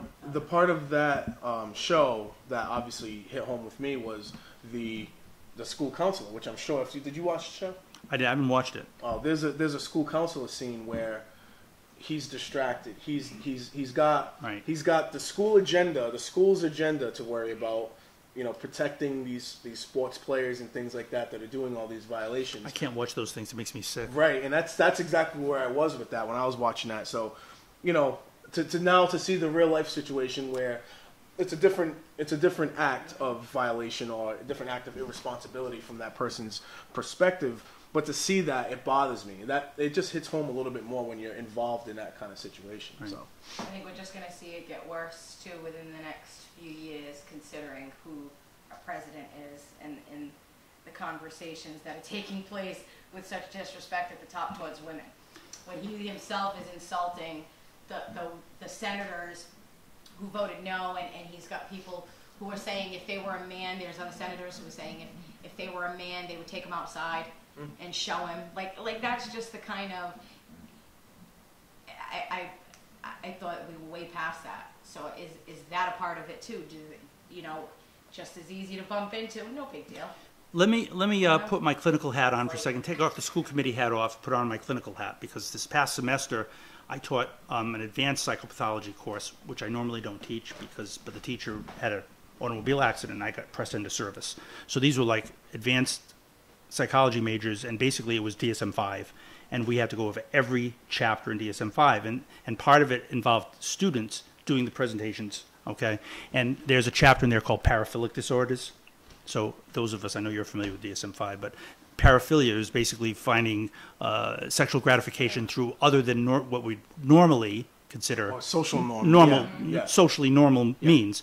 And one of them is called frauderism or frauderism, F-O-R-O-T-T-E-U-R-I-S-M. Yep. And this is an individual who basically gets sexual gratification through rubbing or bumping into people. And the students who actually did the presentation, I was kind of nervous about that because I grant them the presentations they take by random. And it was near the end of the semester. And I had 3 women who were doing this presentation, and because you hear things about like you're not supposed to talk about sex in college, this is going to be, and trigger warning. These 3 kids were great, and you know what this person said, and I had not thought about this, but in her presentation she said, and my class was 2/3 women, and it says, have any of you ever been to a club where men just rub up against you and bump against you, and they just do it frequently? And they all raised their hands and they all talked about it. Club frauderism. All right. So there are probably, and then on trains, subways, crowded places. Yes. So there is it's a very small percentage of individuals who do this, but there are some people that have a psychological disorder that's their MO. Yeah. So, and I'm not accusing anybody of that. Happens in but concerts it does happen all the time. You see that, especially if I have a daughter, you got to tell them. I've been in plenty of situations where, and I'm not the type like we're talking about a club, right? The club situation. Now that's a situation where you dance in, and even if I'm with my girlfriends, I would have a guy come right up behind me and gyrate up against me. Now I'm not that gal. I'm a very modest gal. I don't do that. I turn around and it's like, get the hell away from me, dude. Like that's harassment. And you know what's so crazy is because at that time I would have never thought of it as harassment, but because I'm older and I have a daughter, or daughters, that's not something that I ever want for them. So it's to tell them what to talk about. But it's sometimes it's not the first thought in your head of harassment, because if you are at a club or a dance or something like that, you're seeing other people allow it. So if you're in a social setting where 3 girls are dancing together and a guy or a couple guys jump in and start dancing with the girls, and the girls like, hey, and then you see that, and you're not looking at that as sexual harassment. It's only when, again, this is something that we talk about with my kids all the time, is the concept of consent, right? If you're allowing something to happen, then it's no longer a violation, in my opinion, to a degree, obviously. And that it's hard to navigate that if you're a concrete thinker. It's hard to navigate through all that. Well, if you're thinking in black and white, and you're thinking, wow, if that person accepted it but I don't feel it, am I wrong? I'm not talking about when you're an adult and you know how to. But as a child or a teenager, you're thinking that way. I understand the male side of it in some aspects too, like something as simple as being in a club and you want to dance with this girl, so you're seeing everybody dance up. But what I think takes it to the whole other level is all you got to say is, "Do you want to dance?" Men don't know how to communicate with women. You know what I mean? Instead of just coming up on, and even dancing right near me, that's cool. When you go behind me and you're literally trying to... If there's a bending of the knee, there you go. Come on. Like, I'm not... I had that happen when I was pregnant. I was pregnant with my youngest daughter at a club, and I was like, I can't even come in here anymore. It wasn't like I just went to have fun. I needed a night out and wanted to go have fun. Never been a drinker, so it's not like I drink or any of that Drinking stuff. your Shirley Temple, trying to have a great time. No, always iced tea. Just iced tea. Not from any state of New York, right? Anyway, just thought I would throw that out there. Gotcha. India, actually. Nice. Well, I mean, again, Ed, appreciate this was almost a 2-hour thing, and I have no problem at all. What time is it? It's 2:38 right now. See, I talk so much. But it's not that you talk so much. You just haven't been here in so long. But it's a productive conversation. I do miss you guys. I miss you guys. And we do the same, and we never took the 4th star down. It's always been there. Well, it's always been there. Durfee colors. Well, I would like 4 stars. I think I would like to come back when I'm out of office more permanently. Of course. And I'll have to get like a little emoji or something. Another person who I always have an open door to, and we all know and love, Michael de Oliveira, Mr. Necessary. Oh yeah, how's he doing? Needs to. Yeah. I met somebody who I had said something about necessary media, and they were like, "Oh, I know Mike de Oliveira," and I said, "Where the hell how do you know him from?" The ball field. He went up to this guy at the ball field and said, "Shit, I wish I could remember the exact story because it was Which one? so Mike." It was in Maplewood. He asked him maybe if he voted for Jazel or something. And the guy was like, what the hell are you talking about? He's like, because you know if you vote for Jazel, it's all your fault, or you should be buying the flag. It was something like that. But it was Mike being Mike. And then Mike was like, no, I'm only playing, and introduced himself. So Does Mike still have a TV show at BCC? He technically can do it, I think, anytime he wants to. I was on there but once. he hasn't done it in quite a while. Yeah. So He would make so much money. yeah, I've been trying to look around. I'm thinking about doing a commercial for WSAR to get the name out there a little more, and I haven't. It's my only outlet, Nikki. Look at her. It is not your only outlet. Radio? All right, let's talk about this, guys. What other local radio station is there? We got a veteran right here with advertising. Let's. Are you just talking about I'm going to tell you what Yeah. works and what's a waste of money. Huh? AM? It's the only. Roll up in local EFM. one. I can do WSM. Roll up but in EFM. I can do the other one, the one in New Bedford, but I'm running for city council for it. Roll up in EFM. Want me to tell you what worked? Well, what I'm 106. was a waste of my money? 106. Like right after a Justin Bieber song, like right after Despacito, vote for Charlie City Council. Thank you very much. And go right back. I can't do that. All right, what yeah, works? I'm going to tell you what the big. I spent $14,000. I'm going to tell you what I wasted my money on. See? Wasted my money on. Some things early on were just dumb. One was this company that said that they would be able to tell me and send emails to any group I wanted. I wanted to target like anybody who worked or had families that worked in the Fall River school system. So it was something, they identified 2,000 people with emails. And I put together a message. They sent the emails on that. They said that of the 2,000 that they sent out, maybe 200 were opened. And that cost me $2,000. Wow! You could have just Lord. sent Facebook messages. Right, waste of money. Oh my goodness. Herald News, the last week of the tournament. It was like a tournament. The last week of the election, everybody has a big thing because it was the Sunday paper or the Monday paper before the election, right? I had a little picture with my whole family, vote for me and whatever it was. It was about this big, Like probably for this big, $5,000 one day. What? This big, $1,000. Herald News, this big, in black and white. Color would have been $1,500. I couldn't afford $1,500. I had a black and white picture, this big. Wow. Herald News lost in the clutter. I would never do that again. So this $3,500 right there, I wouldn't spend. So now we're down to 10.5. Yes, That's the $1,000 cards. more than I spent. The cards. These cards were good for me because they're easier to hand out than they are to hand out flyers. Flyers that are big, going door to door. Yeah. If you can do them yourself Yeah. and get them done professionally, like you're good at that, I have them in those the are car. worth. That was a worthy expense. Signs, they were a worthy expense. I feel like I'm spending on. But things now you that have signs affect left me. over, so that's less of an expense than it was. I still bought about 250 to 300 signs, and I bought some bigger signs, some 2x4s as well. I had a couple of commercials for the Portuguese feast. I don't think it really was very effective. I tried to speak Portuguese and I wasn't that good at it. So that was probably another $500 that probably didn't work out as well as I would have liked it to. How much? Now, $500.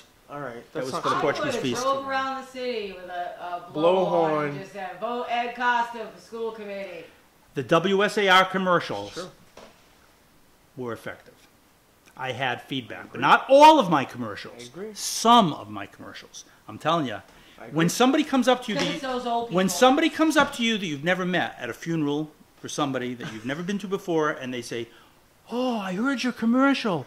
Oh, I like that," and it was, and it was, and over 50 years old? yes, Wait a minute, hold on. they were voters, Hold on a second. and they're expensive. Someone came up to you at a funeral. Well, it was a to wake, tell- technically a At wake. all right, fine. At a wake to say that they heard your commercial on Yes, Seriously? yes, I'm sorry. right. I'm sorry. That's Well, I was hilarious surprised to too, me. and it was only certain commercials. Okay, Oh, man. you have to have a commercial that doesn't sound like everybody else's commercial. Yeah, of course. Okay, so Linda. like, Oh, yeah. we need Jamaicans. As singers stupid as some of them were, the ones that nailed it for me more than anything else, Cliff was. you pretty have talented at his to commercials. match. All right, I did one that was just an introduction to myself. Bleh, all right, bleh. That was a bleh commercial. I love the apple signs. I loved Ed. I loved the red apple signs. Yeah, but then you know what happened? You couldn't read my name from far away. I had to change it at the last I minute. know. I saw that, but I did. That was the only red reason apple why. Commercials. I mean, the red apple signs. So what are we doing right now? What I'm doing right now is I'm looking up something. I actually don't know. This was the first most popular commercial. Like I don't know who I'm going through or what. I had some people in mind that I wanted to talk to about it, but schedules aren't working out, so I'm kind of open to it right now. My granddaughter. Right here. When my big sister Jill went to the Sylvia school, my papa used to pick her up and take her to ballet. My papa taught me math by having me keep score at Durfee basketball games. My papa always takes the time to listen to me. Hi, this is Edward Coster. Being a father and grandfather sometimes taught me more about children than my 30 years of school experience or having a PhD. I learned that everyone's child should be treated as if they were one of your own. As a member of the Fall River School Committee, I will be a voice for our students and for those who teach them. I respectfully ask for your vote on November 3rd. Thank you. Vote for our grandfather, Dr. Edward Coster, because we know he will work as hard for you as he does for us. That worked. I had a lot of people who loved that commercial, but Kids. that's right. The kids. But this was the #1 commercial. My wife, who I can never get out of the house, I got her out to do this one. #1. Hi, my name is Marie Costa. Touchstone music. Let me tell you about my husband, Dr. Edward Costa, candidate for the Fall River School Committee. After 45 years together, I know him better than anyone. Ed is a hard worker who's helped children, parents, and teachers for over 30 years in our school system. He always told the truth and fought for what was right. But to me, he is a loving husband, father, and grandfather. When I went to BCC nursing school, Ed gave up his private psychology practice to stay home with our children and give me support. As a member of the school committee, he will make you Now, proud. listen to this last I've line, always 'cause this been is a good proud of bit. him. Of course, he's not perfect. I just wish he'd buy a new suit once in a while. And she laughs when she says it. Vote for my husband, Edward She Costa, put it in. Committee. Yeah. You won't That was improv. Everywhere I went, I They am said to I me- am Trod Joseph Lee, and I approve that message. the women said to me, "So when are you going to buy a new suit for your wife?" And the men said to me like, "Oh, my wife, she's always after me for a suit." Everywhere I went, that's all they remembered. The suit business went up like 20%. I'm telling you, after that that commercial. those were worth the money, and I ran them. And it's when you run them. You run them too early, it's a waste of money. Did anybody under 50 comment on the commercials? No, but the voters at the polls did. I know. I'm just waiting for the tide to turn. You got to imagine that at some point, the local radio station, as it stands, is eventually going to lose its pull. You don't want to do it too early. You maybe have 3 max, and you make sure that you do it so that it targets what you're all about, and you make it personal, so that the other person in the other line can say, like, I can identify with that person. I'm gonna, after we do this, I'm gonna talk to you about who you went through and all that. But for me personally, like, I know 2 people who have an idea of what to do, but I really truly haven't like dug deep on this yet. Can I have? You Most of the always other stuff- have. Oh, the clearance biggest, to by the say way, something. the biggest expense for me, I'll just say this, it probably got me the most votes, but I wouldn't necessarily recommend it, was a direct mailer. You know how much that cost? That is the most effective. $4,500. Yeah. And That's the biggest that's one, what yeah. put me over the top money-wise. That was, I got it in just in time. I designed it myself, but I got it in just in time to go home the weekend before, and I just targeted the specific wards. I feel as though I Problematic. am spending effectively, way more effectively this year than it did last time. But I'm spending more effectively on things that I know are going to help the campaign. The one thing that I would like to explore is the direct mailer, because I do know that of all the things that candidates do, the direct mailer is probably the most effective one, and the reason why people do raise what they raise. Can't you just get the voting list and mail it out yourself? I have the voting list. I have the voting list and stamps for, as many as I have. It's possible. Yeah, it's gonna average out to Yeah, almost a very see? similar price. Yeah, but you're gonna need that man hours from Now, people. you get the to all voting. those The other out. thing, you get the voting list, right? You know the voting list you give from City Hall. Absolutely, yeah. I had a disc and it had That's the what I voting got. list, and I could do it by ward, I could do it by street, Yeah, I could do that's it what I anywhere I, got, did. yep. And I actually figured out how to do it by name. Mm-hmm. And like one of the things I did was I thought of these people that I used to work with that I knew, right? When I didn't have enough flyers to hang around to everybody, door to door, I would find somebody that I knew in a neighborhood. I would go to that neighborhood, to that person's house, And ask them to put up a sign. Mr. Martini. Yeah. You know, some of these teachers at Durfee that I knew retired, they were old friends. I went to their house, we sat down, I think he lived next to a guy who was growing grapes, right? And we're sitting down having grapes and we're drinking and we're having a good talk. And then he'll take me around and introduce me to his neighbors. Yeah. And that's how I did it. That's what I did at Maximize it. Virgin Oh, Road. Target it. I wanted to throw something out real quick too, as far as like you saying that you had the show to you did most of the talking. That's fine by me because I believe the last one that we did, Derek came back from his Portugal vacation, and he at least for like the first hour and 20 minutes or so, we just let him have That's great. This all four of us are here to do a show. If like it's not my show, it's not Nikki's or anything else. It's all about. Yes, it is. It's all about us. Claim it. It was- If you it guys was- don't want it, I'm gonna claim it. It's all about us. It's all of us. Oh, and of course the other thing which you already started to All do about is us. once a month you have a right to put something in the Herald News. It's free. You saw that? I saw it. You did. What'd you feel about that? Well, see, it was everything I knew already. Yeah. Okay. But other people You don't didn't know. give out any new information. Yeah. No. Other people did not. But now the next thing you do is you follow up. Pick one issue that you know people Oh, yeah. are upset about, and you hammer that position home. And I didn't even do an introduction of like who I am. I did a very small Yeah. piece. I don't want to do the hi, my name is Trot, and I love Fall River. And No, you didn't do any of that in there. You do all that stuff, right? I'm a veteran. Well, I did put that. He did. Okay. Yeah. He didn't let me As say long as one what you tip. go ahead. In his video, he needs to have the American flag. I don't want to do. Can you do a YouTube video? Yeah, you Yeah. can. Do a are YouTube some, video and have Nikki talk about you. There are some things. mind she'd Talk love about that. him all the time. I'll get I know, a 3 YouTube votes. video. I'll get 3 votes if No, you- Nikki does no. that. But no, the thing about it is. Hi, we're the people at City Talk. City Talk. The stars. I sit in his, Stars. I sit in his, Stars of his City Talk. disorganized City department every weekend. No, but You have me in a star costume. the thing is though, there are And some at the very things. end, I'll just And come we by just, I and just stick my talked to head Jordan out. about this the other day. How There about are this? You some be a star, he'll things be a red stripe, I'll that be a you white are definitely going to do that other candidates have traditionally done.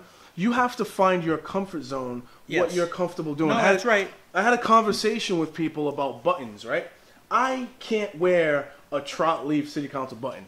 I'm never gonna wear a Trot Lee button because it just doesn't, like, I can't feel Yeah. it. Like, I wear it, I'm like, oh my god, no, by I'm the not way, wearing that was this. another waste of money. I bought buttons, didn't use them. The little Apple buttons, I like those. No, those didn't work. But what you got instead was stickers. Yes. And I still have a lot of those left over. You just Yes. rip them off, stick them on, you rip them off. They were- I couldn't Do do the it. stickers.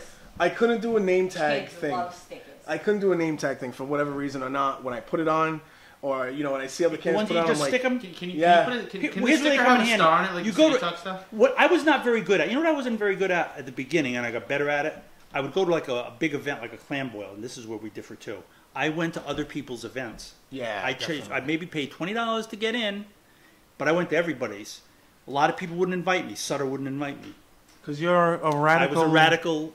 You were on City Talk. I was a You didn't like radical. us. That I was in the it. radical wing.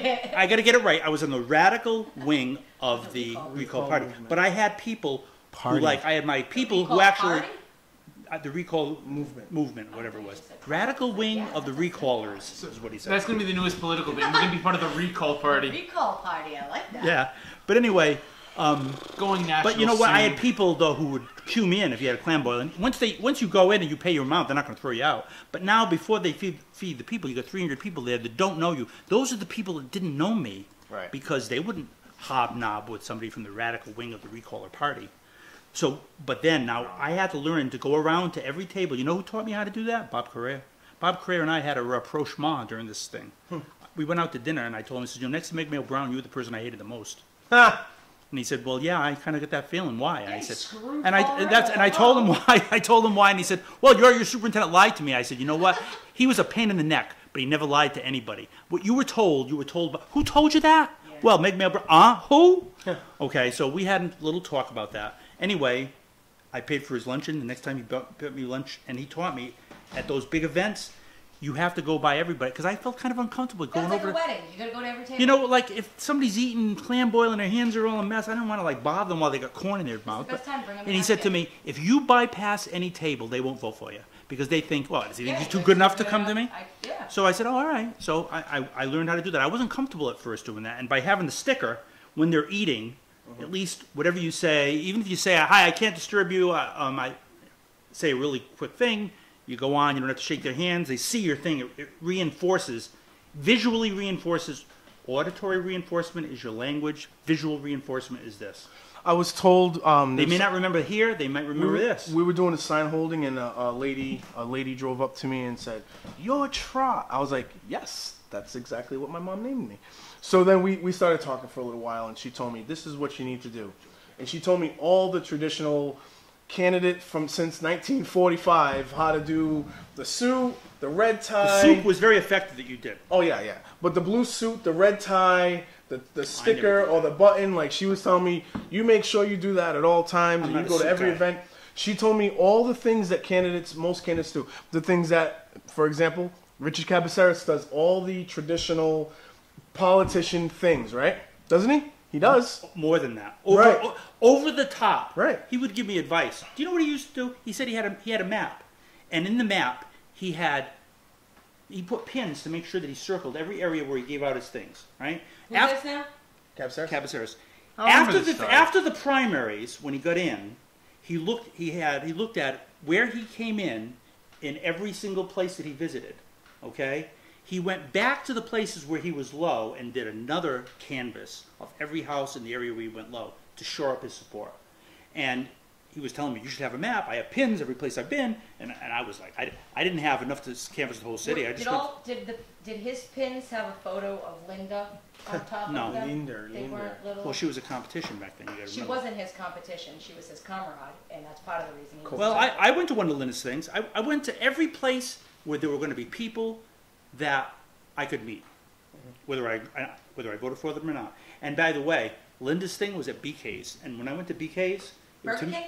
Yeah, BK's, Bob Caron, the place I forgot all into about the that. den where the owner actively was going against me. Uh-huh. And I said, I'm going to go into this. Is not going to be a very friendly environment, but I got to go in there because that's where the people are going to be that don't know me. And you know what happened? Half the people there knew me because half of his people were people who used to work in a school system. Yeah, with of me. course. I went table to table to table there at BK's, and I think I got 2/3 of the votes there because they knew me from before. Didn't matter. Half the people there used to work for the school department, Right. and then we wonder why a letter went out for all the school committee money Right. to go to BK. That's just, Right. it's funny when you... But I went there anyway. And by the way, I stayed. Paul Coogan was there with me. Yeah. There was another thing down at McGovern's. This was Linda's thing from 7 to 9. So I'm there from 7 to 8, and then at 9 or from 8 to 10, who was it? Cliff Pont had something at McGovern's on the highway to McGovern, and a whole new crowd. And I met him, and I walked around with all of them, and I went around to everyone. And okay, now one of the big issues for me was you're Costa? What's that? You're not Portuguese. Yeah, that must be... That was a big thing for me. Yeah. Everybody asked me that. See, I'm Yeah. Portuguese. Where do you come from? I said, I don't know. All I know is I've always had it.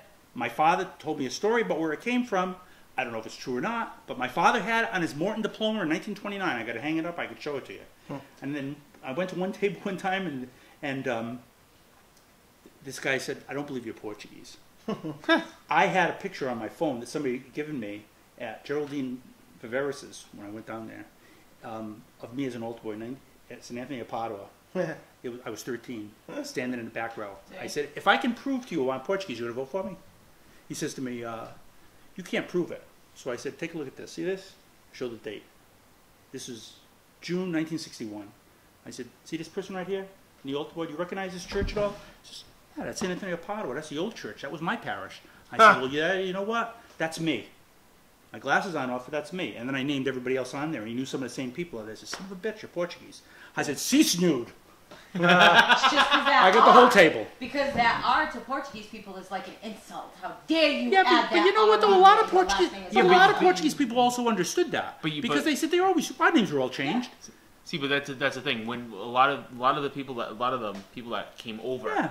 what would happen is that when they came over, and they would live here, the immigration people would actually Right, they wouldn't and know how to that's what they spell tell it. me. So that would happen is that they would throw another letter, or if they didn't know how to pronounce your name, they'd give you a completely different last name. And there were families who changed their last name Yes. to differentiate their branch of the family from Exactly. others. So when he came That's across, exactly it could have been Costa, Right. but they heard Costa, I don't know if which that's how with it an R, happened. and It's they would it's write still it a with an mystery R. that my father's dead, and I'll never find out for sure. But But my best Portuguese moment, because my Portuguese Yeah, was I'm like, pretty good at research. my Portuguese was like so, you know?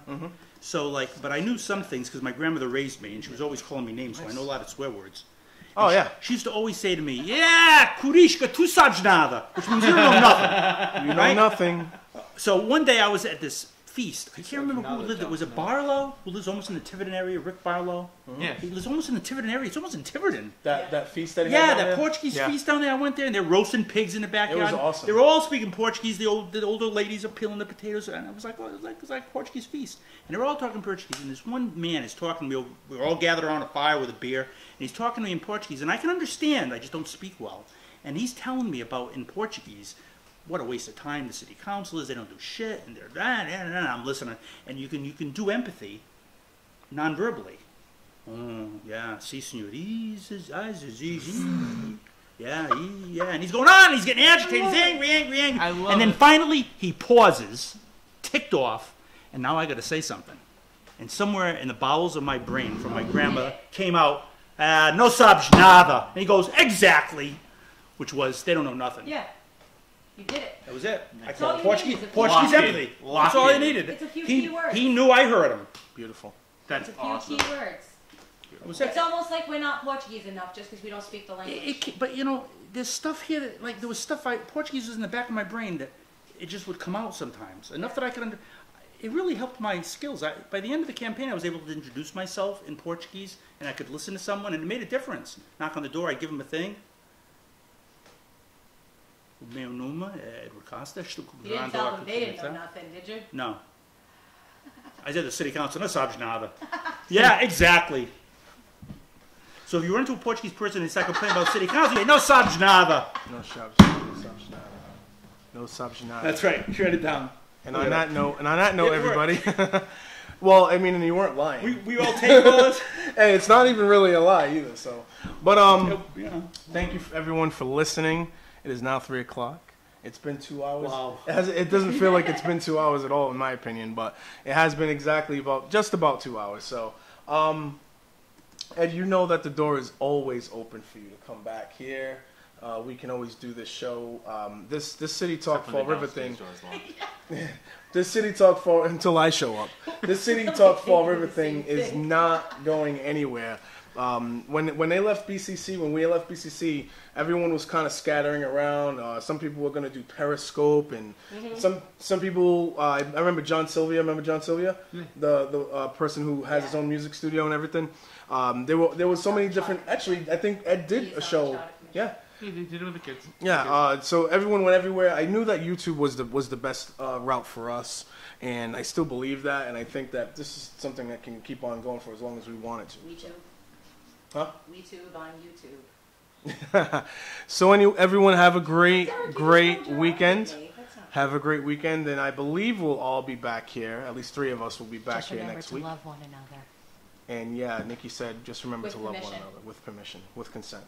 So Yeah, next show we do is show number 75 number 75 from YouTube.